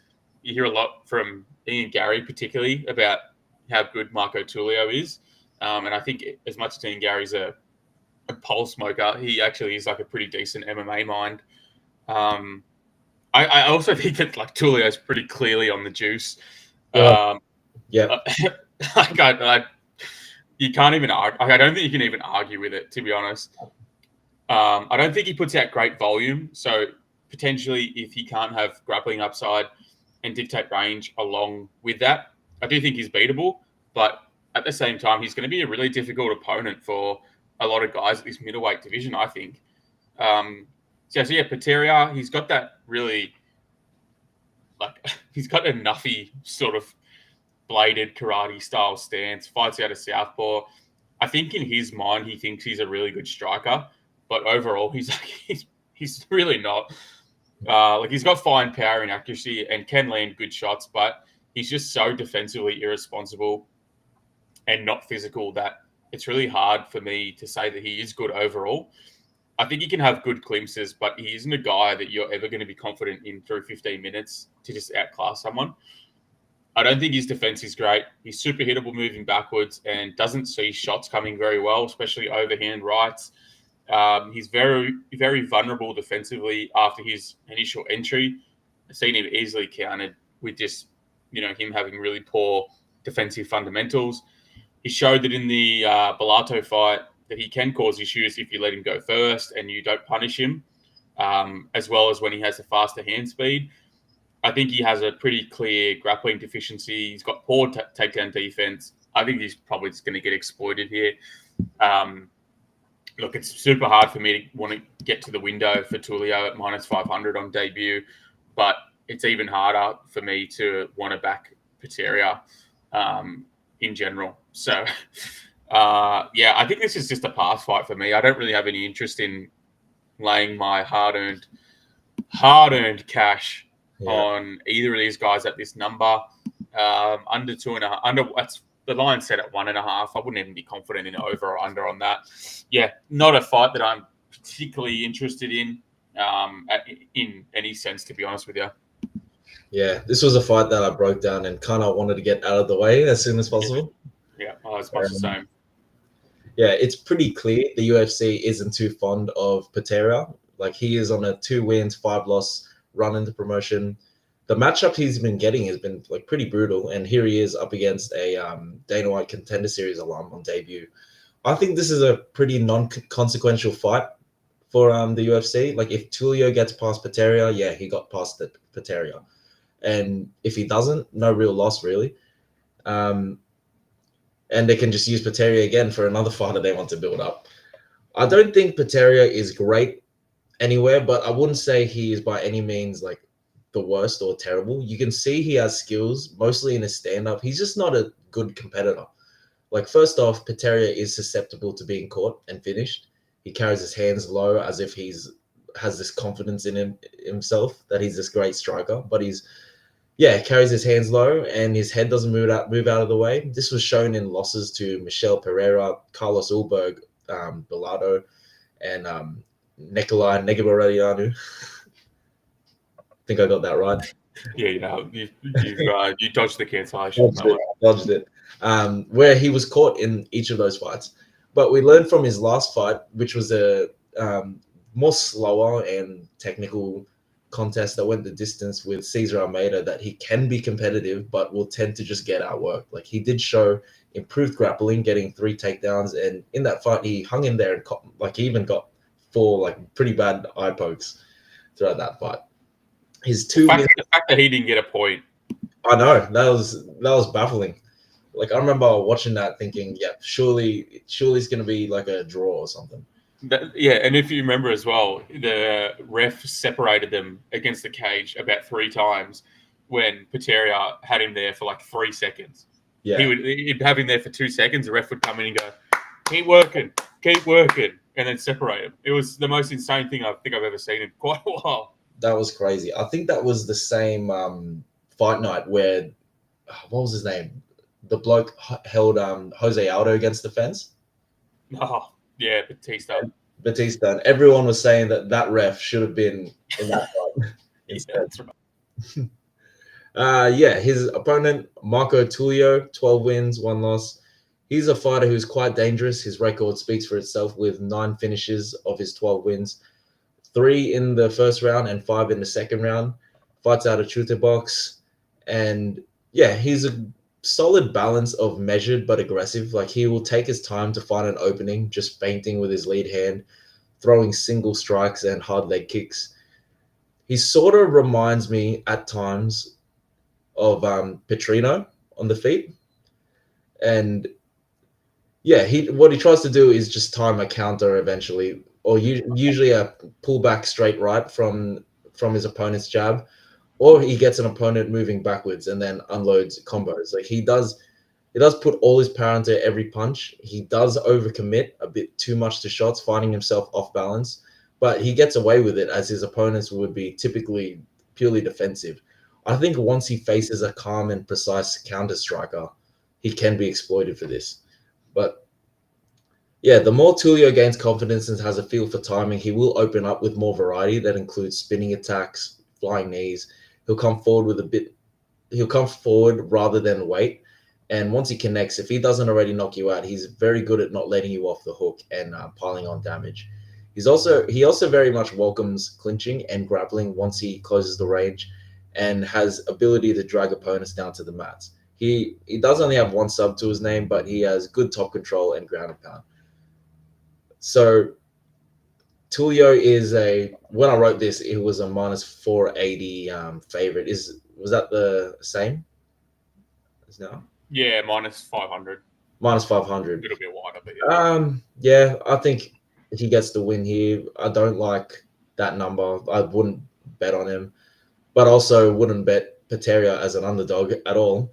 Like, there is every chance. One angle that I'm looking at, there is every chance that Pereira overperforms or just puts in a good performance for his standards and trouble Tulio, and Tulio maybe underperforms a little bit on debut, gets octagon jitters, and maybe puts in like a performance quite similar to that. See, I can't even call that a bad performance, but the Navajo Sterling and Tuco's performance, where he just finished him. God, you had to bring it up. I know. One of Ugh. the worst bad beats of the year. Ugh. But that's an angle I'm looking at where Pateria just hangs in there, Yeah. and Tulio, who is expected to finish him, just can't get the finish. And yeah, do you have a number for goes the distance? No, I can only see over and under. It's 1.5, and it's a slight edge to over 1.5 rounds minus 105, under minus 125. So they think it might end earlier. Okay. But yeah, maybe fight goes the distance would be like a pretty decent plus number. Maybe that's an angle. Yeah, or I might just go fight to start round 3. Yeah. Have a look at that. But yeah, that's my only interest in this fight. I think Tulio will get the win. I think he will get exposed in the UFC, like against like a pretty good counter striker eventually. Pateria is not that guy, and yeah, that's really just it. Yeah. Hopefully they both come in juiced up and we just get a bit roid off and we see who's got the best roids. I'd love that. I need to, and also it's important to note as well. I probably should have mentioned this at the start of the show, but obviously this being the first card of the year, these guys have been training through some, pretty significant Christmas, New Year's, holidays. So if there's like a guy that you think isn't like a dedicated, as dedicated as like one should be, then this is probably not the time to back them because there's a lot of time for, greed and cutting corners and stuff like that. So I would just be aware of that. If you think there's a fighter who would have potential to have 1 or 2 extra plates at Christmas, maybe there's an angle for you to take advantage of that. Oh, absolutely. I need to quickly update you on a huge super fight that's just been announced. Vadim Nenkov versus Tim Johnson. Wow. Oh, Bellator, PFL. It was gonna be. Oh, PFL, Bellator. Dude, it just never fails to let you down, PFL.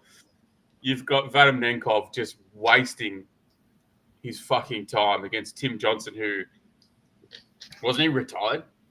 Yeah, I think so. What are we doing? Mate, you had me thinking John Jones and Aspinall was. Gotcha. Ugh. All right, let's keep moving. Up the card, we've got a flyweight battle between Jose Johnson, 16-9, pretty disgusting record overall. Yeah.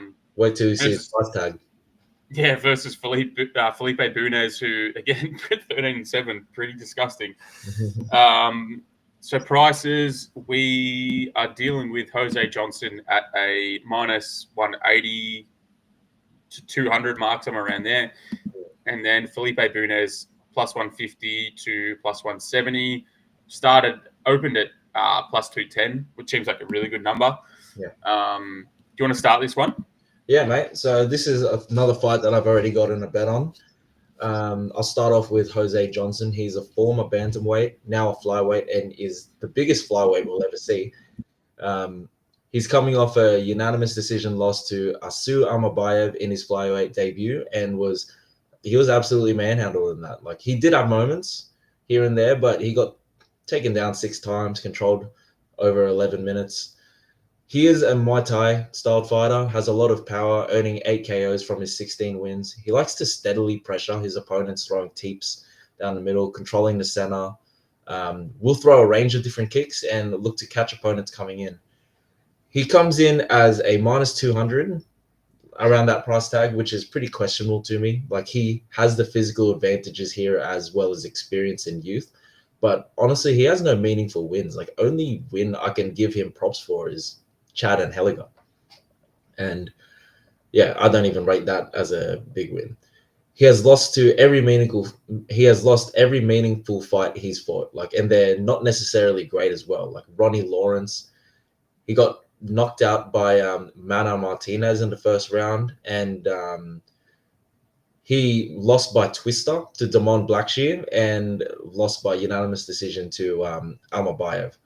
While he has not great, like decent offensive grappling. His defensive grappling is absolutely no good. Poor takedown defense and can be controlled on the ground for extended periods of times. He was finished in a twister, which just stands out to me. He must not be that well versed on the ground. Felipe Bunes, much like Jose Johnson, is a bit of an underachiever in his career. You can see that by his record: 13 wins, 7 losses. He does have many losses in the regional scene, but it's including a 3-fight losing streak, which were 3 Dagestani fighters in a row with records of 7-0, 8-0, and 10-1 at the time, all going the distance. He lost to Huzier Formiga, who is the caliber of fighter that Jose Johnson would lose to as well.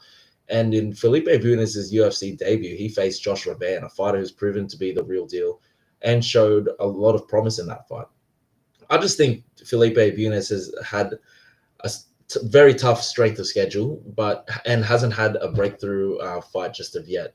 He has pretty good stand-up, also fighting with a Muay Thai kind of style, but he's also willing to throw spinning attacks and flashy kicks.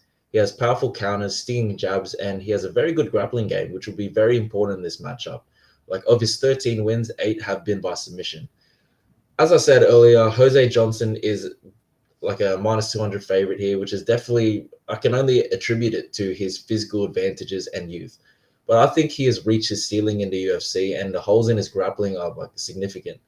Meanwhile, I believe Felipe Bunes is better than his record suggests, who has just struggled with pretty tough matchups. I think Bunes can compete and be successful in the feat with Jose Johnson, but his clearest path to victory is taking the fight to the ground, where Johnson is weakest and proven to be able to be controlled for extended periods of time. I'm going to take Felipe Bunes to win this fight, probably by unanimous decision. Wouldn't be surprised at a submission, but I got him at plus 160, and I just put 1.25 units on. Yeah, nice. You've got a much sort of stronger read than I do on this one. I just don't love this fight overall, if I'm honest. I don't think much of either guy. In terms of Bunes, I thought his striking honestly looked pretty good versus Van. His kickboxing looked fine. He had some success, but he just ran out of gas pretty bad to the pace of Van and died. He has a good submission game, but I don't think he has very good wrestling to rely on to get it there. He's only fought Van in the UFC, so you could say this is a step down, maybe, in competition, probably. I think it's a step down. Issue is the size and the reach of Johnson makes him just a difficult opponent, even though I'd say he's worse than Van. It's still a challenge, even though he's technically worse. I don't really understand the flyweight move for Johnson, if I'm honest. He's already big at bantamweight. So, yep. and I don't know. I'm interested to see how he looks on the scales. Maybe he had a few too many slices of Chrissy ham. He's a bit of can definitely miss weight. I think he's kind of dangerous everywhere, but also he's pretty exploitable everywhere to the right fighter. This isn't a fight I'm really interested in or have a big read on. I personally wouldn't trust Jose ever at this number, and Bunes doesn't really fill me with faith in being, a good minute winner. Just a pass. I'm not really confident in either of these guys. Yeah, fair enough, fella. All right, up the card. I think this should be the main card, I think, or pretty close to it. So we have Punahele Soriano, taking on Uros Medic. Puna being 10-4, Uros being like the fucking rap, being 10-2. Prices, we are dealing with Uros being minus 210 now. It's just come in a little bit more. And the comeback on Puna is plus 180. I have to admit, I have a god-awful read on Punahele Soriano. This guy has been the death of me in the UFC. Every time I fade him, he fucking knocks someone out. And every time I back him, he looks like shit. I don't know why. I really don't know why, but he is one of the more frustrating fighters for me to ever want to consider backing in my entire life. I remember the Dustin Stoltzfus fight. I'm thinking Dustin Stoltzfus. He's an absolute just a bag of milk. He's terrible. Puna's going to fucking lay him out. Comes out and chokes him out in round 2. Kopylov just destroyed him. And then he has success against Dolce Longambula, who was a decent striker. I don't know. He's just beat no one really that I like in the UFC. He got into the UFC off beating Jamie Pickett. That doesn't say much. No. Then he beat Piechota. Shit, gone. Todorovic, average. Lost to Nick Maximov. Got out wrestled. But then he's done the move down to 170 for the Miguel Baeza fight. And look, Miguel Baeza is a guy that I think has a lot of skill and a lot of talent. But my God, he looked bad in that fight. And Puna too. And it was just what was that? I had a bet on Baeza too. It was a rough one. Yeah, he just looked god awful in that fight. Ran out of gas bad. But on the same side, Puna, I don't know what the strike numbers are, but he must have landed fucking 120 strikes on him and still couldn't get him out of there somehow. So I don't know if he's got less power at 170. Maybe the cut is draining him, but he is not a guy I love backing. I think he's like mid pretty much everywhere. He doesn't have good submissions. He's striking slow.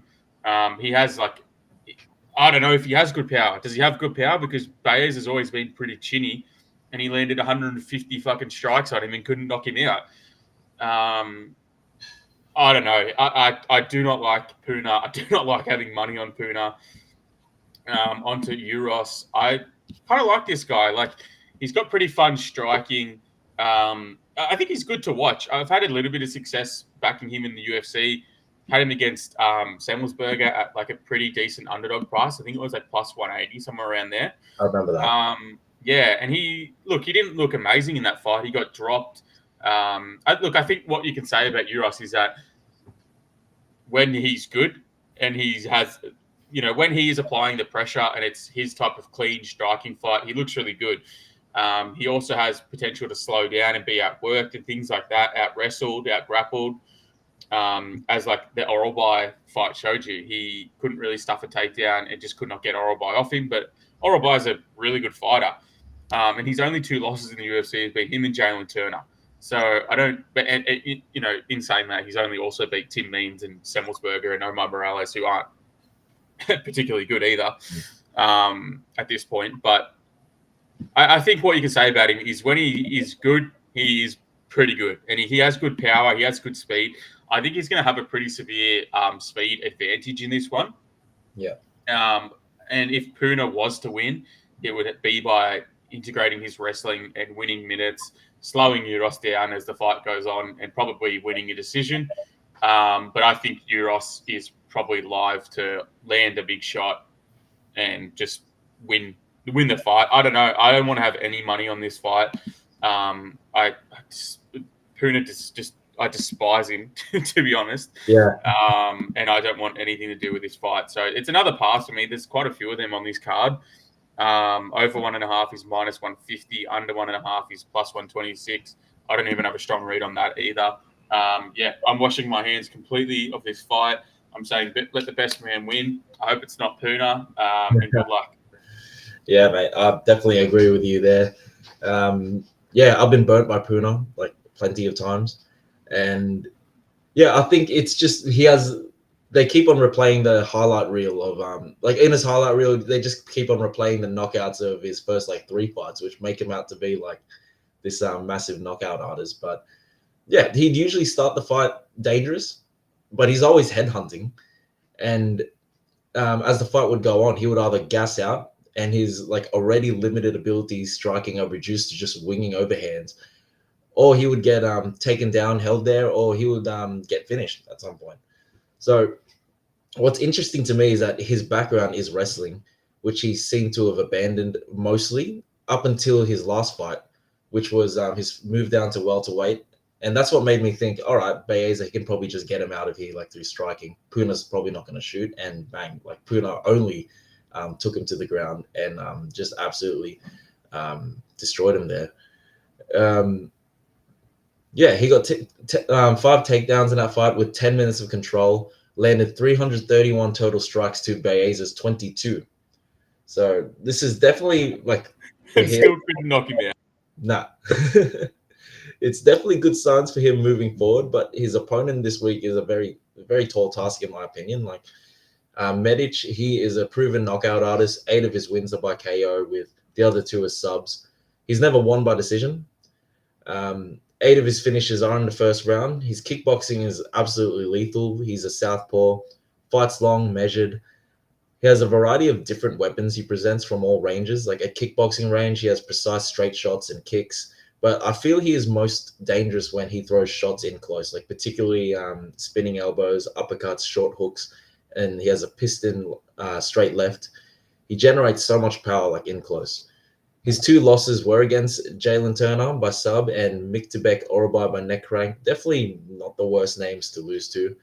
Those 2 losses definitely highlighted his main weakness as being in the grappling department, but there are signs of improvement, however. What's interesting here is that Puna is a former middleweight and Medic is a former lightweight. So both heavily benefited from the move to welterweight in their own right. Like Medic's power seems to have translated from the move up, but again, that was against a favorable matchup in Tim Means, and Puna actually looked to have good cardio in his move down, and strength wise, he looked pretty good from the move down. But that was against a favorable matchup, grappling wise, against Miguel Baeza. Skill for skill, Medic is the way better mixed martial artist out of the 2. And I have to think that his kickboxing prowess will reduce Puna to being a limited fighter through damage. Puna may get some takedowns early, but Medic has shown that he can put in a hard 3 rounds, like as shown against Semmelsberger, where it was a fast-paced fight. He absorbed a lot of damage. He was knocked down, but he fought through adversity and got a spinning elbow in the 3rd round. So without that Semmelsberger fight, I'd have questions about his cardio, but that fight, if anything, gave me confidence, especially since now he's at a heavier weight. I think Puna having such success against Baeza on top of him allowed for him to be fresh for the 15 minutes. And once he starts absorbing damage here and he gets less and less successful closing the distance, he will totally get outclassed again. So I'm not going to have a bet on this fight. But I do think Medic will get the win here, as Puna is a serial underperformer, and Medic can very much catch him with something like in close. Disgusting fight. Mm-hmm. Puna, I don't know why I hate the guy. Yeah, he's got an annoying face as well. Something about it. I can't stand him. I don't know why. I think it's probably just because he's burnt me so bad. Yeah. Consistently. I'm going to go through his record quickly, just try and remember all the bets I had on him. I definitely remember I had him against Stoltzfus, where he was Same. minus 325. Like, what am I doing back in him there? Yeah. Kopylov, I don't think I got near him at Kopylov. I had him against Maximov. Disgusting watch. Minus 195 favorite. He just gets these really hefty price tags. Yeah. Yeah, I'm with you. I think Euros probably, hopefully, knocked him out, but we'll see. We will find out. Moving up the card, this is a fight that I am particularly excited for. Like, I think this is a very good fight. Yeah. This could be the best fight on the card, really.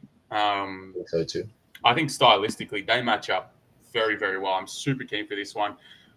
You've got Christian C-Rod Rodriguez, 11-2, taking on Austin Bashi. Prices we are dealing with Austin Bashi at now minus 300. Money keeps coming in on him. And Christian Rodriguez plus 250. Yeah, I really like this fight. Austin Bashi was coming off the Contender Series where he had that fight against Dorian Ramos, who honestly was a last-minute change, didn't look very good.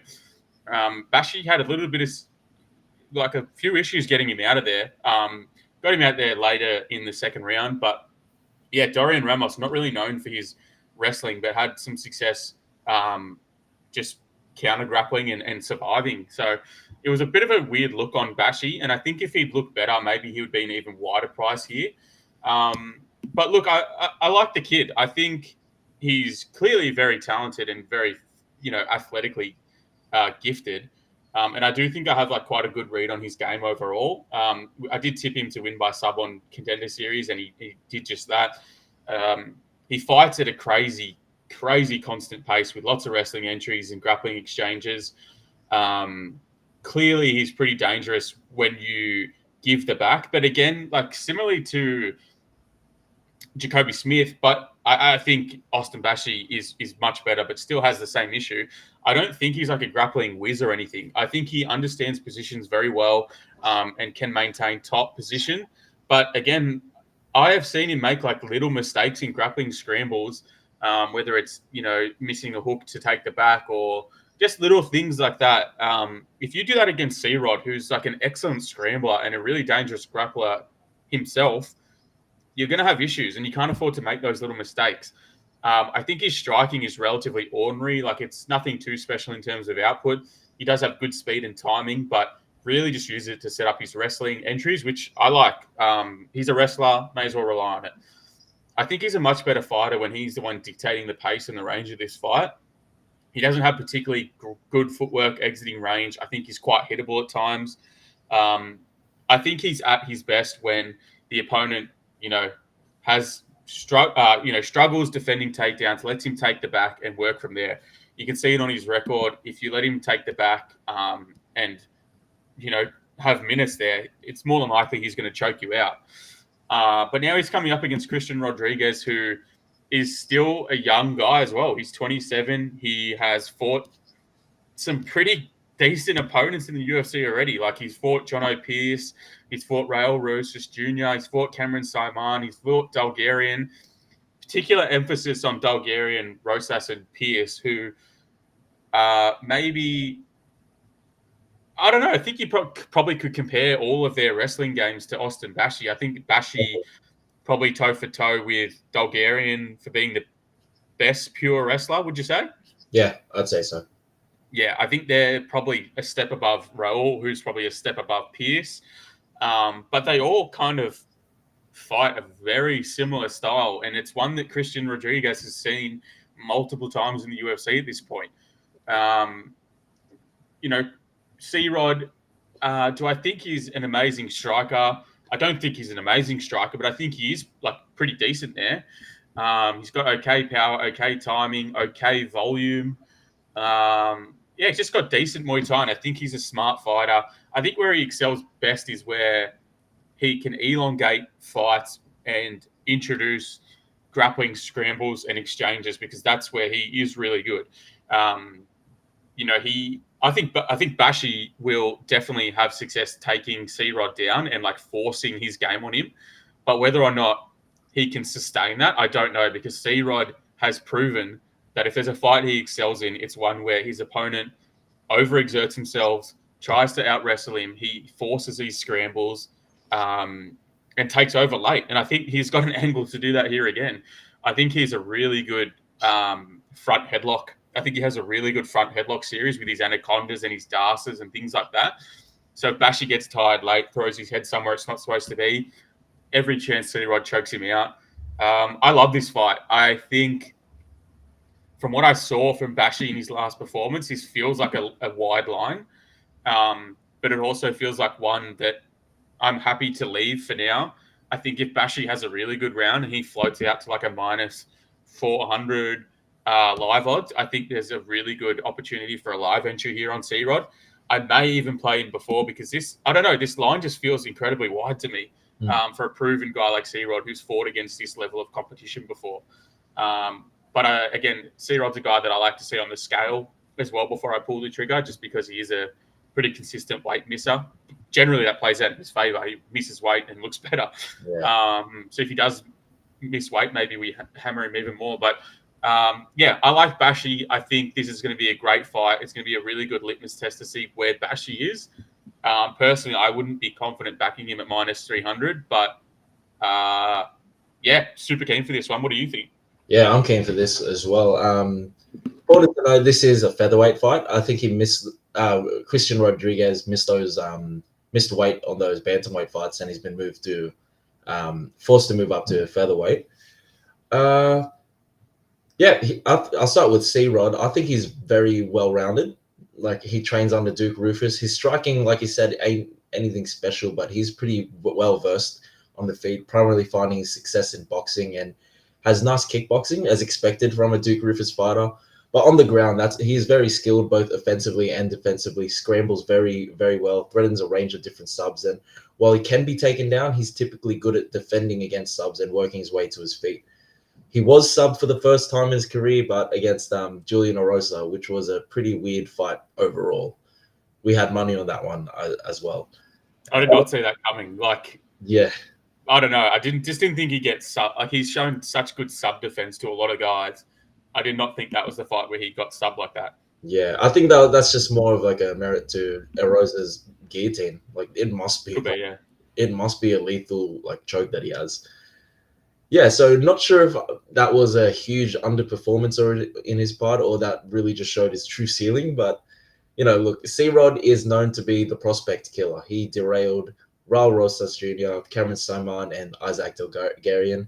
In all these fights, he showed great resolve through his defensive grappling, always trying to work his way to his feet and maintaining cardio. That's the most important part. Maintains cardio to keep working while the others lost gas. Um, Austin Bashi, he's the next prospect to be given the C-Rod test, and while looking at tape, he looks like the exact type of fighter that C-Rod would survive round one against and then beat across rounds 2 and 3. But I actually think he's more likely to have more success here than at least Rosas and maybe Delgarian.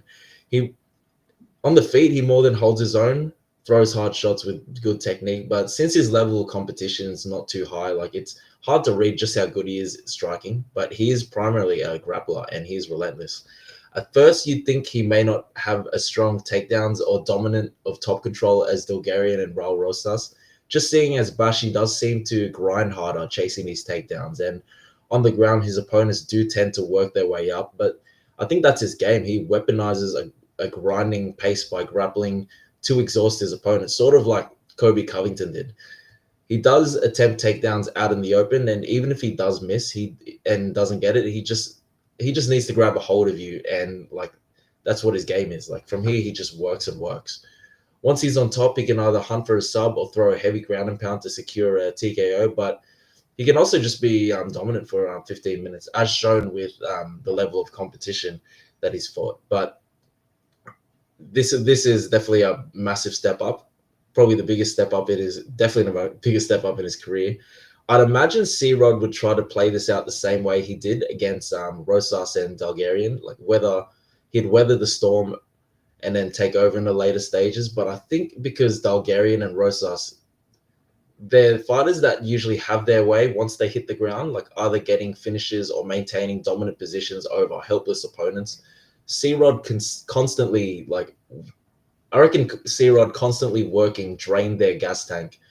And from there, we're too tired to even implement the same pace. I think Bashi constantly, since he's used to constantly working throughout the entire fight, allowing opponents to work up and then returning them to the mat and being used to grinding clinch exchanges where he's working tirelessly for a takedown, I feel like he can rack up at least 2 of these 3 rounds.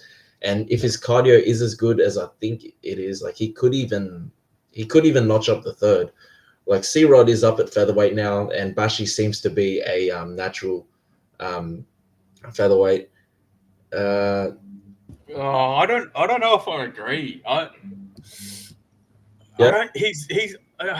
I hear that he has issues cutting to bantamweight, but oh, he looks like a bantamweight to me. Like I think he's going to be small. Actually, I think he's going to be small. he does look a bit filled out, but yeah, you might be more right. For sure, he's thick and he's muscly and he's athletic, but I don't know. Personally, I think if he could make that bantamweight cut decently, then I feel like that would be a better division for him.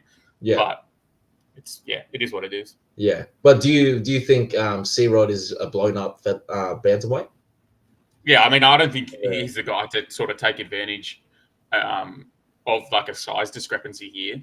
Yeah, For sure, I don't think that's the case. But I think if Bashi gets another guy down the track who is a bit bigger, maybe it can play out. Yeah. The pace he puts on though is just insane. It is an insane pace, and I do think he can hold it here. I think his cardio, like if his cardio holding out is like the decider for me in this fight, and I think he might be able to at least notch up two of the 3 rounds. Yeah, fair enough. I think it's a sick fight. This will be a fun fight, 100%. I just don't know if I'd be comfortable just backing Bashi at that price like he just hasn't proven enough to me yet. Look, if he gets the back, he'll probably cause C-Rod issues, but we haven't seen C-Rod like submitted from the back, or his ability, and you'll know this as well. The amount of times this guy has been able to be in a fucking body triangle, like he's been in the body triangle, and the way he squirms and explodes like into his opponent, he does it almost more than anyone I've ever seen. I don't know if you've noticed that, but his ability to escape body triangle is fucking insane. Yeah. He does it all the time. So even if he does get like controlled there for a bit, I think he might be able to escape and just cause issues. But you might be right. Bashi might just outwork him, and at minus 300, I'm not having a part of that. I win, but I'm not putting a bet on that. Yeah, someone's commented Bashi for sure, a smaller featherweight, similar build as Rosas Imo. Yeah, I don't think he's a huge featherweight, and neither is C-Rod, so maybe it won't be a huge issue here. But like I said, it's just something to note down the track. Sure. It'd just be cool to see this. I mean, he's a big prospect, so I'm interested to see how he goes. Could be an early fraud check for him. We'll find out. If anyone wants to do it, it's the prospect killer. Yeah, C-Rod does love stuffing a prospect. Yeah, mate. All right, so let's keep. Maybe he's the real prospect. He's only 27. Yeah. Who knows? But losing in a roast is not a good look. Yeah, that fucking sucks. All right, middleweight. We have Chris Curtis, 31-11, taking on Roman Kopylov, 13-3. I don't know if you've seen like any of the sort of the back and forth with like Chris Curtis saying Kopylov sent Russian spies into his camp. Right. Chris Curtis, let me just tell you something, mate. No one needs spies in your camp to tell them how you're going to fight. You fight the same every single fight you have done for your 42 fights. I barely did any tape on Chris Curtis because I'm just so familiar with like. Yeah, well, what's he going to change? He's fought the same his whole career. Like, what's a Russian spy going to tell you? That he's going to fight with a boxing stance out of southpaw, target the head and body, stuff takedowns, and try and outwork you? Wow. Yeah, that's pretty much my breakdown of it. Yeah, wow, the fucking Russian spies. Wow, that's incredible. Prices, we've got Kopylov at a minus 250 and Chris Curtis as a plus 215, 200, 215, somewhere around there. Lead the way, brother. Yeah, mate. So I'll start off with Chris Curtis because it'll probably be that was pretty much the breakdown that we just went through. He's a southpaw, exclusively a striker. He's not gotten a takedown in the UFC, but he does have solid takedown defense. Kopylov himself isn't like he has grappling in his back pocket that he used against Cesar Almeida, but I think if Kopylov decides to grapple, Curtis will be able to stuff it. Curtis is typically conservative, doesn't throw with like high volume. He will just look to find a perfect counter or opening, which is how he got wins against Brendan Allen in the first fight, Phil Hawes, and Joaquin Buckley. He has very good defense in his stand-up, which he heavily relies on. Like fighters with loopy shots tend to not have like much success with him at all. Like as he's good with rolling his shoulders, slipping, and he has a very tight guard.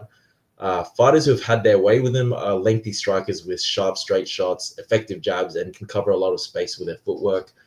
Curtis does limit himself with his movement and style with a boxing style stance, and he is quite flat-footed, but it does work for him because his game is to slip and rip or counter with a straight left. He'll walk forward with his hands lowered to bait an attack and then use their single attack as an entry into the pocket where he unloads like short hooks.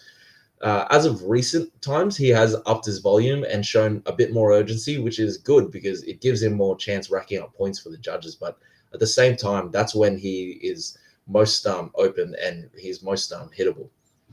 So his opponent, Kopylov, he's a very skilled striker, got very heavy hands, he has effective footwork that allows him to be in and out of range quite easily. He's also quite systematic in his approach, like looking to set up different targets. Like we'll focus on the body and leg kicks to set up a big head kick, or vice versa. Like he will target the head to bring hands up so he can rip to the body. Like that's something that I love in his game. He adapts very well, and he gets more and more dangerous the longer the fight goes on. He is very quick, constantly feints and is quite fast twitch, generating power very easily. He does, however, tend to get hit quite often with straight shots down the middle. He has a very tough chin and he can take punishment, but the optics are very strong when he gets hit. Like his head snaps back, his nose gets really red, and he does reset after getting hit. As he's a southpaw, he has a lot of success with his body kick on orthodox fighters, which it sounds like a baseball bat when he lands it. But the body kick here won't be as prominent because Curtis is a southpaw as well. He does tend to change stances here and there, but yeah, Curtis mostly stands as a southpaw. I do expect a lot of leg kicks to get Curtis out of rhythm, and some very dangerous head kicks on the much shorter Chris Curtis that could very well take him out. Like I touched on earlier, he has grappling in his back pocket, which he looked to improve on since his matchup with Anthony Hernandez, and he displayed it to great effect on Cesar Almeida. But Cesar Almeida has no takedown defense in the open, and Kopylov was getting touched up in certain points of that fight, but yeah, he was able to secure that decision through getting the fight to the ground for extended periods of time. I am confident in Curtis's takedown defense against Kopylov, however, so I see this whole fight being contested on the feet. I do lean Kopylov to get this done over 3 rounds, whether Curtis shows up as his conservative self or shows up with the same aggression and volume as he has in previous fights. Curtis is just so limited to just pure boxing with non-threatening kicks here and there. Kopylov will allow Curtis to move forward and stand his ground, wherein Kopylov will move around a lot and pick his spots to explode. So if anything, Curtis may have the advantage in octagon control, and that may decide a close round. I do think Kopylov does leap into his combos a bit too much. He'll be at a kickboxing range, throwing leg kicks and body kicks, and when he sees the opportunity to leap in with boxing combos, which it does work well for him, but since Curtis's style is to draw out overcommitted attacks, plant his feet, and slip a rip, block and counter, it could create openings for him to land damaging shots, which is something I was keen to look at, as the odds make Curtis very tempting to play, as he is plus 205 in many bookmakers. So I do think this fight may end up playing out close, but at the end of the day, I don't think Curtis does enough in close fights, or even in fights where he's clearly winning, to separate himself or put a stamp on rounds, which makes him scary to bet on. Like I remember a few times regretting putting my money on him during fights against Marc-Andre Barriault and Joaquin Buckley. Like he won those fights, but they played out very close. And when he's getting touched up and dominated, he ain't the best at adjusting. He just shows like expressions of frustration. If you remember that fight against Hermanson. Yeah, he's a head case in there. Yeah. I can't play Kopylov at this price, and I don't trust Curtis enough at the end of the day as a dog. But I think I trust in both their durability to make it to the final bell. So if anything, I could play an over 2.5 or fight to go the distance if it's a tasty enough price. But yeah, that's the only action I would look into this one.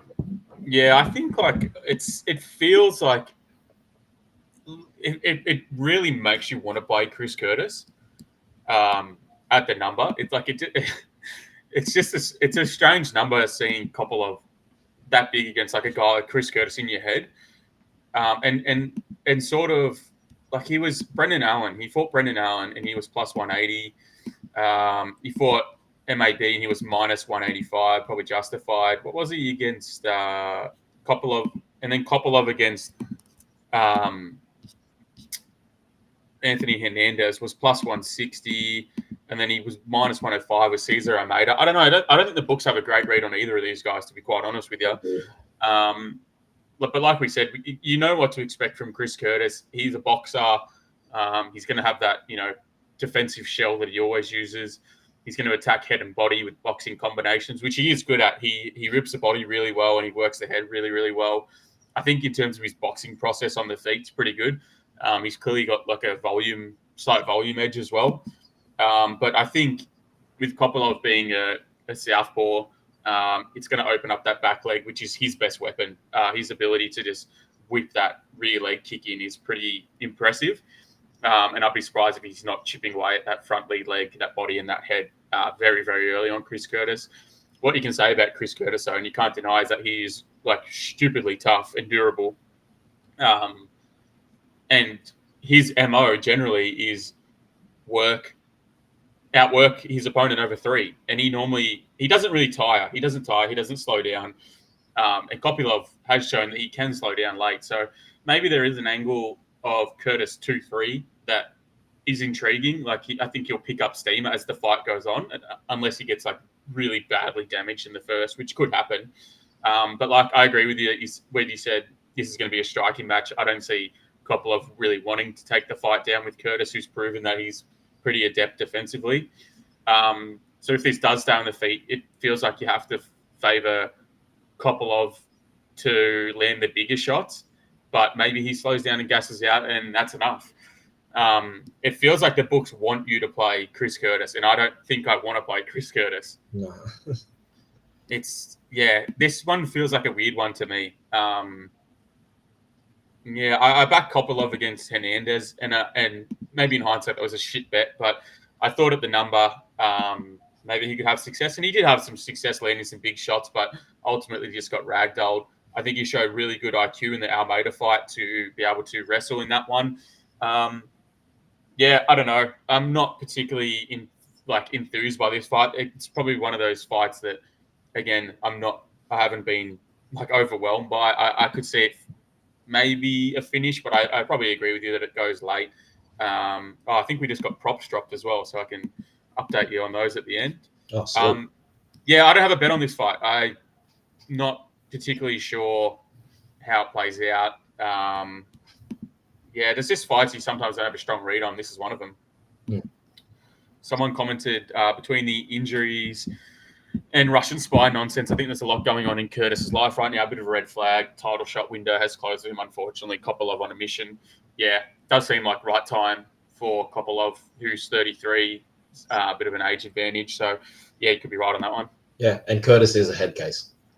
He's an absolute head case. I follow him on Twitter. Like he just gets butthurt over everything. Dude, he's the worst. All right, so I think we've got 3 fights left, so I'm going to try and move through this quickly. Cesar Almeida, 6-1, taking on Abdul Razak Al Hassan. Prices, we are dealing with Cesar Almeida minus 275, 285, somewhere around there, and Razak Al Hassan plus 235. Let me just pull my notes up quickly. I was kind of surprised at the outcome that I had on this fight. So I'll start with Al Hassan, Judo Thunder nickname, but really it's his striking that wins him fights. He's got a record of 12-6 with all 12 wins coming by TKO. He's pretty low volume, but when he does throw, big speed, big power in every shot. I like his calf kick. He had really good success versus Pyfer with it. Didn't love the way Pyfer was able to pass Razak's guard. Way too easy, but not going to have to worry about that one here. He's got an orthodox stance. Doesn't really check kicks well or have particularly great defense. I think he can be a little bit flat-footed defensively, but that's probably a result of him being incredibly fucking jacked. I was really happy for him when he moved to Team Elevation. I think that was a good camp for him, and I honestly thought in his last 2 fights when he was there, he looked pretty decent and he looked improved from his Fortis MMA version of himself. But I think he's moved again to a place called War Room Kickboxing, which I looked up their roster and it looks really bad. And it's not to be confused with Bilal, who's like associated with a thing called War Room MMA. It's different. I don't expect him to look better in this one, but you can't deny that he does have a sharp level of competition edge in MMA specifically. Onto Almeida, I feel like he's going to be like straight off the bat automatically at a huge physicality and strength disadvantage. He's going to be far more effective later in the rounds as Al Hassan slows down. Look, he's a very clean, technical, offensive striker. He's very happy to just chip away at you from the outside with straight shots, the calf kick, and then he looks to time you with hooks and overhands if you try to enter range. I don't think he has like a crazy amount of power in his hands. Would only sort of put you down with his accuracy rather than like a straight 1-for-1 power shot. If they start to brawl, I think there's every chance Al Hassan knocks him out. Best shot is by far his straight right. The way he hits a target on that is very impressive. Have huge concerns about his takedown defense. I think if Peteria is taking you down with ease multiple times, Kopylov fell back on it. It's just not a good look. Look, I don't think Al Hassan is this worldly wrestler, but he's stupidly physical and stupidly strong. So I think if he gets his hands wrapped around Almeida, anything could happen. Almeida's given up at least 3 takedowns per fight to far worse fighters who are way less physical than Razak. In another world that's based in reality, Almeida would have lost a point in his last fight and, maybe even lost a decision to Peteria. Kopylov was also able to drop him really bad as well with a rear hand overhand. Almeida is, I'd say he's like decently durable, but he's not unkillable. Overall, I like Almeida, but I just cannot understand this price tag. Like, he's not a huge power puncher, and Razak has only ever been KO'd by Chaos Williams. He's very durable, so TKO is kind of hard for me to envision. I know Razak's not a huge wrestler historically, but he will enter on the hips at times, and he has had success, versus Buckley. I think his physicality edge might make up for a lack of like pure technique, and that might be enough against a fish like Almeida. I think Almeida is going to be at a huge volume advantage on the feet. So if he can survive wrestling exchanges, we'll probably have a huge advantage around 2 or 3. Regardless, the line overall, I don't know, it seems wide. I don't really love Razak Al Hassan, but I capped it probably 60-40 in Almeida's favour. So I think it's dog or pass. Not sure if I really want to put my money on Al Hassan, but yeah. Yeah, for sure. Al Hassan, he's quite a tough fighter to bet on because he is very inconsistent. He's closing in on 40. He's got so much power, and all it takes is one clean shot to change the tide of a fight. All 12 wins are by KO, but he has 2 wins and 5 losses in it, with 1 no contest in his last 8. And with a cancelled fight against Josh Friend a few months ago, a fight that I would have actually put money on Al Hassan winning, I imagine he's feeling very frustrated and ready to get back in there, as his last fight against Cody Brundage was that no contest. Abdul Razak, his style is quite simple. He's probably juiced to the gills, but he comes forward, tries to find an opportunity to load up a strike and then let his hands go. Like, what's interesting is the background in judo, like something he definitely abandoned when he just figured out he can just knock these people out. He typically will swing hooks in the pocket and throws big kicks from kicking range. He sets his shots up by applying pressure, gets you to cover up and be reactive, and will try to land a bomb. And once he has you hurt, he will just keep on going until he gets a stoppage. How does he lose fights?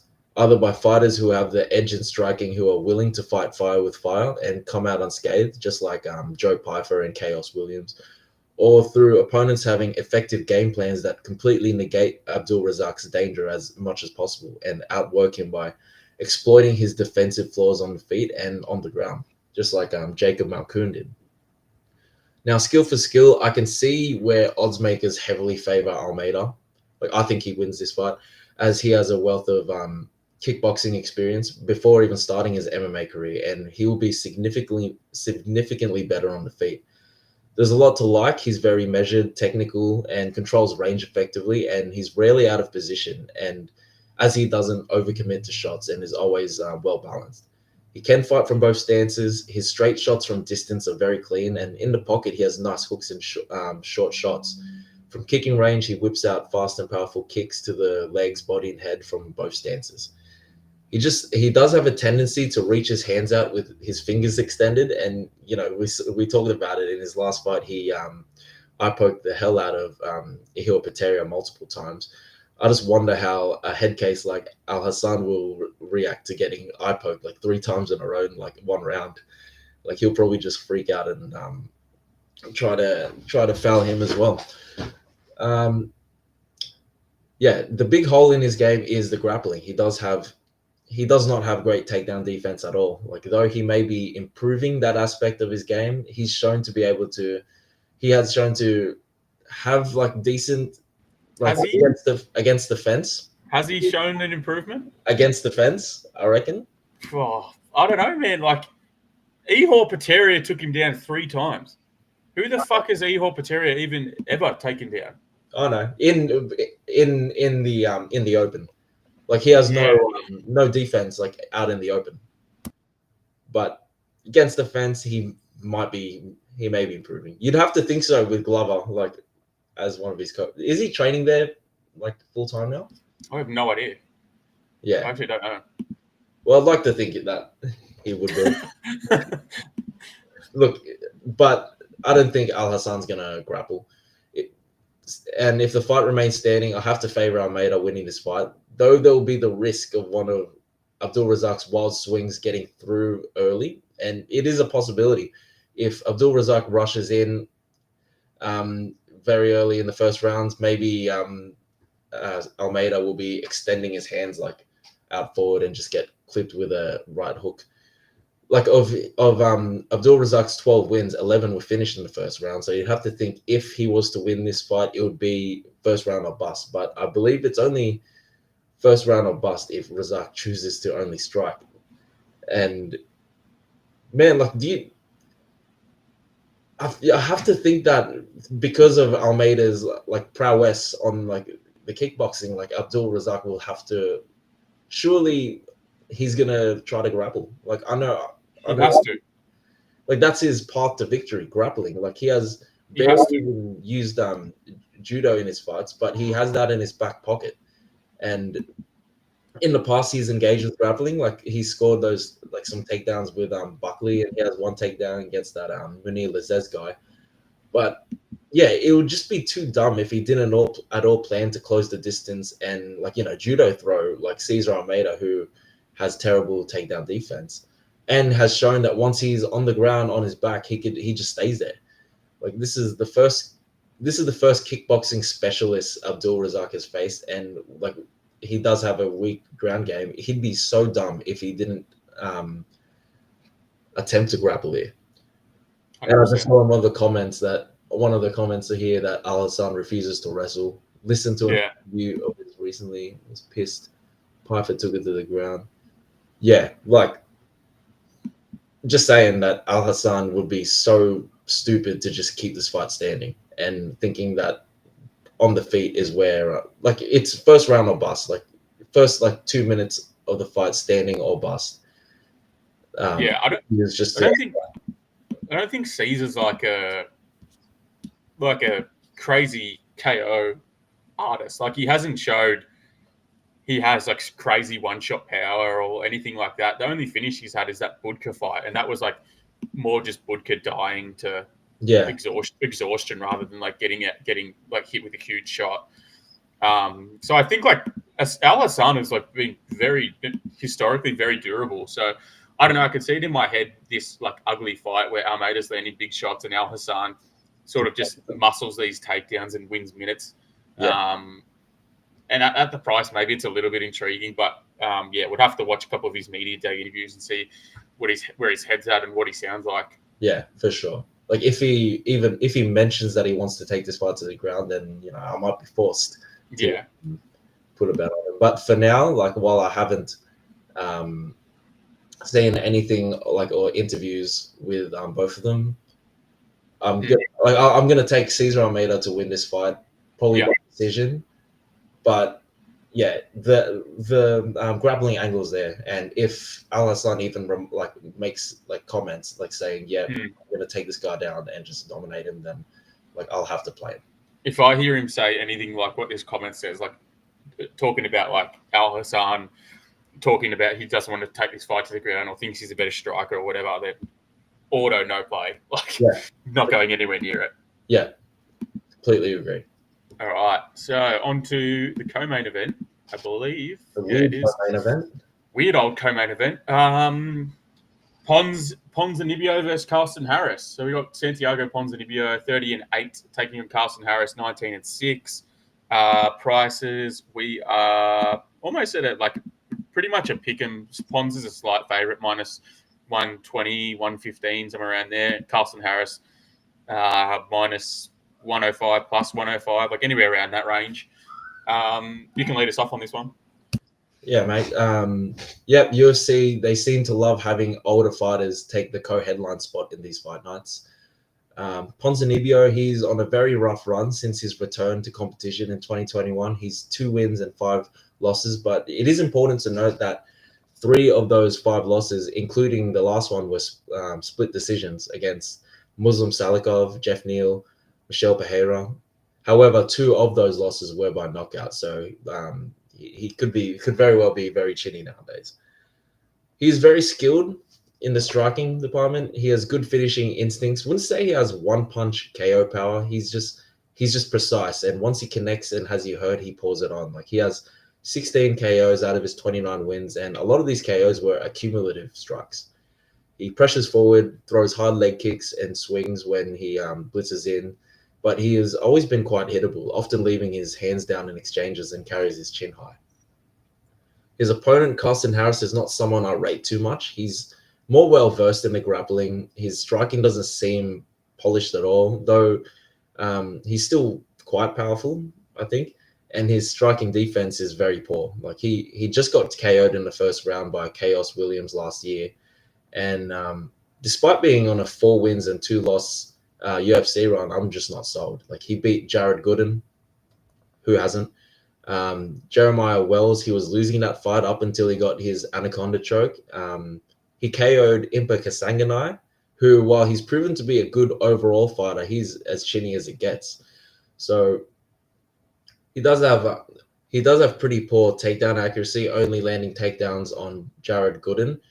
But he's more of an opportunistic grappler. Like he'll snatch up chokes like as he's defending. So I'm not overly keen on this matchup, but if I do have to lean on a fighter, it'd be Ponzinibbio. I wouldn't bet on either of these guys, but Ponzinibbio, to me, just has more skills. He's more of a threat standing. He's definitely way past his prime. And Carsten Harris, he might be past his prime or not as well, but I just don't think he's ever been that good. To be honest, if Ponzinibbio shows up 50% of his of the best version of himself, I think this fight will play out as a close win. Nice. Great breakdown. There's another ugly fight. There's like a couple of these ugly fights, like I've said on this card, and this is one of them. It's really hard to be enthused about either of these guys here. Ponzinibbio coming off the back of that loss to Salikov, that was in July. Got knocked out by Kevin Hall in the last round before that, and then had that nice win against Morono, but he was down in that Morono fight when Morono was beating him and he knocked him out. And then you've got Carsten Harris, who's coming off that pretty brutal knockout to Chaos Williams. And they're both 37, 38. Clearly their best days are behind them. So it does make it pretty difficult to really want to get on board with either of these guys. I think what you can say is that for the most part, I think Pons has fought the better guys in the division. But in saying that, Carsten Harris has fought Shavkat, Impa back in the day where he wasn't as good as he is now. But I'd say Pons is definitely the higher level of competition overall. I don't know. I just haven't loved how Pons has looked in his last couple of fights. I think he's looked very old, clearly, and just like a shell of himself. But in saying that, clearly still has a decent amount of power. If you look at his record, it's heavily to the TKO side of things, and that was most of it earlier in his career. But I wouldn't put it past him to be landing big shots on Carsten Harris, who his striking leaves a lot to be desired for me. I think he's big and long. Look at his ape index in his picture. You can see his fists are fucking almost touching his knees. Yeah.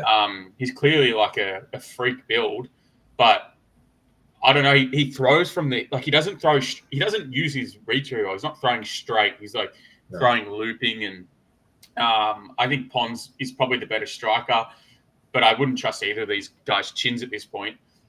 What you can say about Carsten Harris is he is a very good grappler, particularly in the Das Anaconda sort of front headlock style of things. So I think if Pons comes in thinking he's going to wrestle, then I actually think Carsten Harris is the better the better grappler pretty clearly out of the two of them, and I think he can cause quite a lot of issues. But in saying that, am I like really on board to get on board with a money line play in either of these guys? Not really. I'm just going to open props up now while I've got you. Harris by submission is plus 650. That does kind of intrigue me because I do think he does have a grappling edge on the ground should it get there. But I also think Pons could potentially TKO, and that's only plus 235, so it's not an amazing price. But it's just another one of those fights where I'm like, yeah, cool, UFC's back, but trying to be a bit more disciplined this year, and this isn't a spot that I'm particularly interested in. Yeah. I think that's a big key for me that I noticed last year is that I want to be able to pass on more fights and just know when it's there's too much going on and just go, yeah, way too volatile. Like we're already operating a volatile sport. I don't need to make it any worse. Yeah, I'm in the same boat. I look back on a lot of the fight nights and a lot of the bets I put on, and there was just a lot of fights that I should have never even had action on. Yeah. A lot of them was just completely forced. Yeah, and I'm with you. I think that's a pretty key takeaway that you make at some point in your career, and yeah, let's see how it works out for us. Yeah, man. All right, so to the main event of the evening, it's kind of a nothing main event. I think I made a tweet about this that I feel like I've seen this fight 5 times. I just feel like I've seen them many times already. I know they've Dern against another Brazilian. I know they've fought before, but it just feels like they've fought 4 times, and it doesn't help that neither girl changes her style or adapts or anything. Main event, we've got Mackenzie Dern 14-5 taking on Amanda Ribas 12-5. Prices. Amanda Ribas minus 200, Mackenzie Dern plus 170. Like I said, you kind of just know how both of these girls fight. Dern has some of the ugliest striking you'll ever see in your whole life. No striking defense, no power. Hasn't had wrestling ever in her career, but I think she's with Henry Cejudo now, and I have seen her working on the wrestling. So, fucking God willing, she'll be able to get a takedown or show any sign of improvement in her wrestling game, because she is absolutely lethal when she gets on the mat, and you just can't deny that. She's clearly got, pound for pound, the best pure submission grappling in the division. And that is a very impressive facet of her game, but everywhere else leaves a lot to be desired. What you can say about her as well, I guess, is that she's very durable and very gritty and tough. The amount of shots that she took from Amanda Lemos, that's pretty crazy. And Lemos is a big power puncher too, so her ability to take shots in there I was pretty impressed by that. On to Amanda Ribas. I kind of just have never been thrilled by her. I say it in the group all the time, but she does this fucking hip feint in every movement where she looks like she's going to wheel kick, and she does it. I know exactly what you're talking about. Oh my God, she does it in every striking exchange. She's got this really awkward footwork and timing, and then she does this stupid hip feint that feints are supposed to set up strikes, but she's never going to do that.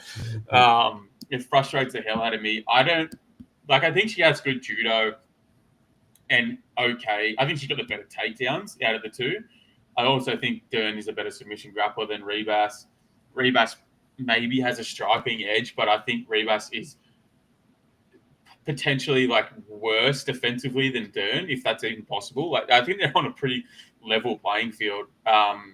Maybe Dern doesn't have as much striking offense to throw at Ribas to question it, but Ribas has just long been just a fraudulent chin in the division, and it's hard for me to be enthused about her at this point. Mm-hmm. Neither of these girls have just shown any adaptation in their career, which is a shame because they do have decent ability in certain areas. So to see them not want to improve on that is super frustrating.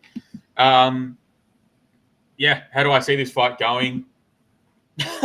Honestly, it's another one where I'm like, not really intrigued by it. I think I'm interested in the under 4.5 rounds. Maybe it's plus 160.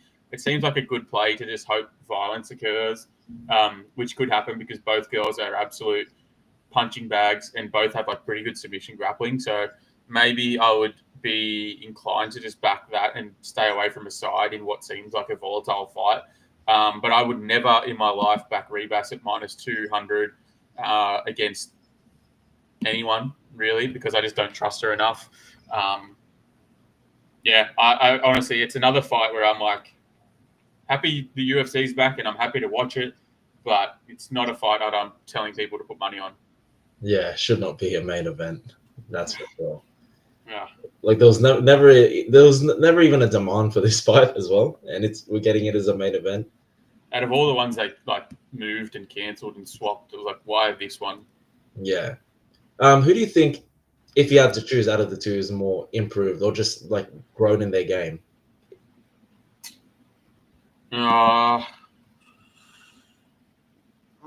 Maybe Ribas, just because. I don't know. Fuck. I don't know. Maybe Ribas, but not sure why. Who do you think? I think, well, not necessarily an improvement. I just think Dern has more of a willingness to be on the feet. Like, if you watch their first fight, like Dern was just, grapple or bust, really, and she just had no chance standing. Like she had no game standing. While nowadays, it just seems like she's by no means a great striker, but she just has a willingness to just come forward, has like confidence and like this false confidence in her hands. I can see that. And she has like heavy pressure, does have an improved takedown offense, but yeah, look, by no means is she like improved in the leaps, but I just think that's something that has added like another like people, if you're looking at the first fight and just thinking it might be a repeat of that, and like look, they both haven't improved like leaps and bounds since that fight, so you'd be forgiven to look at the first fight and think, all right, well, it's just going to be round 6, 7, 8, 9 of that. But I think Dern's willingness to come forward with confidence in her hands just adds another level of this fight. And Ribas, like she's just, I just don't trust her like in her striking, and she doesn't like in close fights. She doesn't do much to separate herself. Like even in the fights that she's won recently, like she's playing catch up in those fights. And admittedly, I have like put like 1 unit on Mackenzie Dern money line in this fight, which will look probably disgusting like days after the fight. But I just feel like in the first fight, Dern absolutely had no hope in a fight where her grappling was negated. And we're now like very far removed from that. And her overall game, like nowadays, has allowed her to engage in all facets of MMA, despite being nowhere near complete, other than in her jiu-jitsu. I think Ribas hasn't grown as a martial artist at all since that first fight. Like, yeah, she has like improved techniques, but she hasn't really like added much more to her arsenal. And honestly, I think she's like regressed just a bit, and it's coming out as a worse version in as the first. So yeah, I mean, if you look at her record as well, like against Rose, she had that. Like it's pretty. I'd say it was a close decision, but she was able to rely on like her. She does have like a judo background, and she was able to rely on a few of those hip throws and that sort of shit that only really works in women's MMA. And like, is she going to engage with Dern here? Because I don't think. Do you think she will? Like in terms of wrestling and grappling, I think. Do you think she will offensively wrestle? Oh no, I don't think she will. Yeah, so that's a huge issue for me with Dern because we haven't seen her be able to execute a takedown in what, like 5 years. Though, like I see Dern like just trying to get a takedown along the fence, and then Ribas having like the fight being there for like maybe like 2 minutes, and then Ribas doing like a judo throw. just out of instinct. Yeah, I think Dern is like, she's shown that she's willing to, jump a back or fall on a leg or, do that, silly jiu-jitsu stuff. But she's going to need to do that against Ribas. I think striking is close. I think Ribas is a better striker, but I also think Dern is more durable. Yeah. So if this stays like a striking fight, I don't think it's like a huge blowout. Like I think Ribas is better for sure, but Yeah. I think she's also super chinny, so I don't love that. Yeah. I don't know if Dern had half an ability or like any ability whatsoever to get the fight to the ground offensively, I'd be way more keen to have a nibble at that 170. But given she doesn't or hasn't shown it yet, it makes it a lot harder, I think, for most people to get to the window. Yeah, she did take down that last opponent. I forgot what her name was. Loopy. Yeah, Loopy. I'm pretty sure. Hmm. And she had moments against Limosh, I think. Yeah, there was a few. Well, I think that was more her getting fucking knocked out and dropped, and then Lemos getting on top and that sort of thing. That could. I don't know. I agree with you. I think there's an angle for Dern to look like value for sure. It's just whether or not you're like comfortable playing into that volatility. And I think there's like better. Like I'd much rather play a unit on, one of those other girls that we mentioned earlier. Maybe. Yeah. It's a tricky one for me. Yeah, this will be a tricky fight, especially if it goes the distance. I could see a disgusting split. Yeah, 100%. And in disgusting splits, I think Dern has like a bit of an edge there. Yeah, 100%. I could see that for sure. Yeah. It's a bit of a lackluster way to end the event, but hey, UFC's back. Who can be upset with that? All right, so let's run through just some picks quickly. If you want to say if you're betting anything or whatnot, go ahead. So first fight, Fatima Klein versus Victoria Dudikova. I think Fatima Klein wins. No bet. Yeah, I think the line is like stupidly wide. Minus 950 on Klein is insane. I haven't bet anything yet. Maybe I'll get like half a unit on Dudikova just because I think it's super wide, but nothing yet. We've got Magomed Gaziasulov versus Bruno Lopez. Gaziasulov might look into a parlay piece if I do have another spot I like. Yeah, I completely agree. I think Gaziasulov should roll on this bloke. Ernesta Karakate versus Nicole Cagliari. I'm almost forced my hand on a Nicole Cagliari submission prop. Yeah, I'll be able to check that price for you now. Let me have a look quickly. No, it hasn't dropped on that one yet. Hasn't dropped on prelims yet. All good. But you got to think, minus plus 500 or something. It'll be probably bigger than that. Given under 2.5 is plus 190, and she's plus 220 already. I think it'll be about 6-1, maybe a little bit more. Sweet. I think Cagliari's the side too. Would never back Karakate at minus 250, whatever she is. Thiago Moises versus Trey Ogden. Ogden. Yeah, I think I like Ogden too. Probably decision no bet, if anything.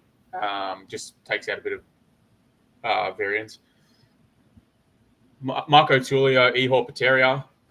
Tullio for me, but no bet. Yeah, same. Tullio, no bet. Was there a fight that we missed? Or yeah, there's a couple. I'll go back to them after. Oh yeah. Johnson versus Bunez. Bunez for me. No side, no bet for me. Puna versus Medic. Medic, hopefully by KO. Yeah, hope Medic kicks his fucking head into Rosette. C-Rod versus Bashi. C-Rod is the side, but I think Bashi can take this win. Yeah, I haven't bet on it yet. I think C-Rod is awfully tempting at the number. Might get there. We'll see. Chris Curtis, Kopylov. I think Kopylov can win over the distance. Yeah, I think Kopylov probably decision. Haven't had a bet. Cesar Almeida versus Al Hassan. Cesar Almeida. Yeah. Might get to a bet though. I haven't decided on this one. I like Al Hassan at the number, but I think I'll probably end up passing just because I don't trust him enough. Ponzinibbio, Carlston Harris. Leaning Pons. Yeah, I probably lean Pons as well, but no bet. Mackenzie Dern, Ribas.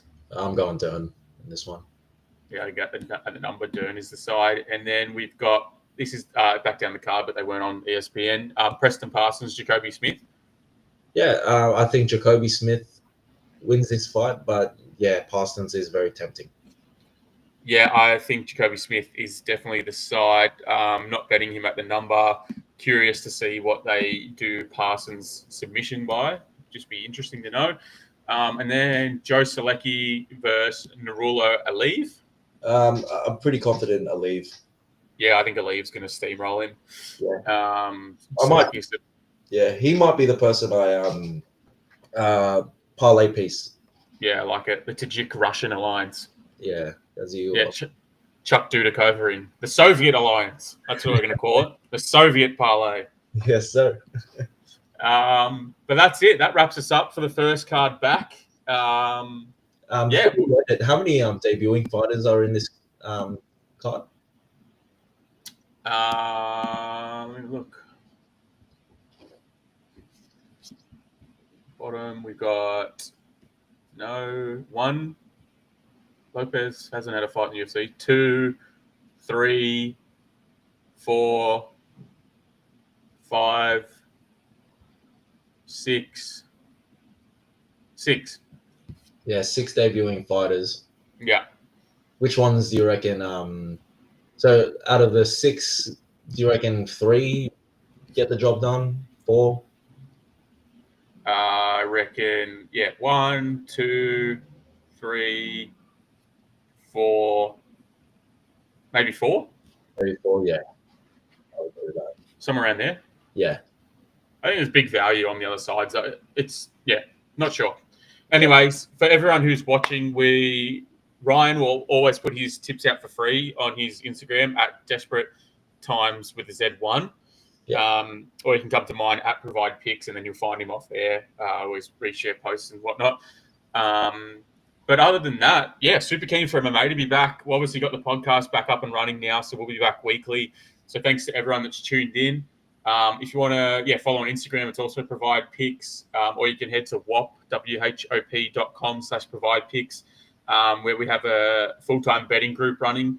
I do MMA and a couple of Australian sports, and there's 3 other guys who do football, basketball, and esports in there. Hasn't stopped running since, over Christmas and anything like that. There's still plays coming. Got a hell of a lot of basketball plays today. So if you're interested in that, or you just want to, join a fun betting community, you can head there and sign up. We're doing a free trial at the moment. So if you want to just test it, feel free to jump in. But other than that, that wraps up for me. You got anything else you want to add? No, I think you pretty much covered it. I'll be in Melbourne next week. Yeah, boy. Meeting up with my friend over here. So that good opportunity for content. Yeah, boy. Yeah, we'll definitely get some content out while we're together and watch some good tennis, hopefully. And throw some bets down. We'll see what happens. Yes, sir. All right. Well, thanks for watching, guys. It's only episode 5 of the podcast. Oh, 6 maybe. So we did 5 episodes at the end of last year, and then who knows how many. We probably have 40 episodes this year, I reckon. Yeah, we'll around 40. Which is it's exciting. So really keen to smash some content out, and we'll see you guys in the next episode. Jump over to Twitter, and we're always chatting there. So we'll see you guys over there. Thanks, guys. Thanks, guys.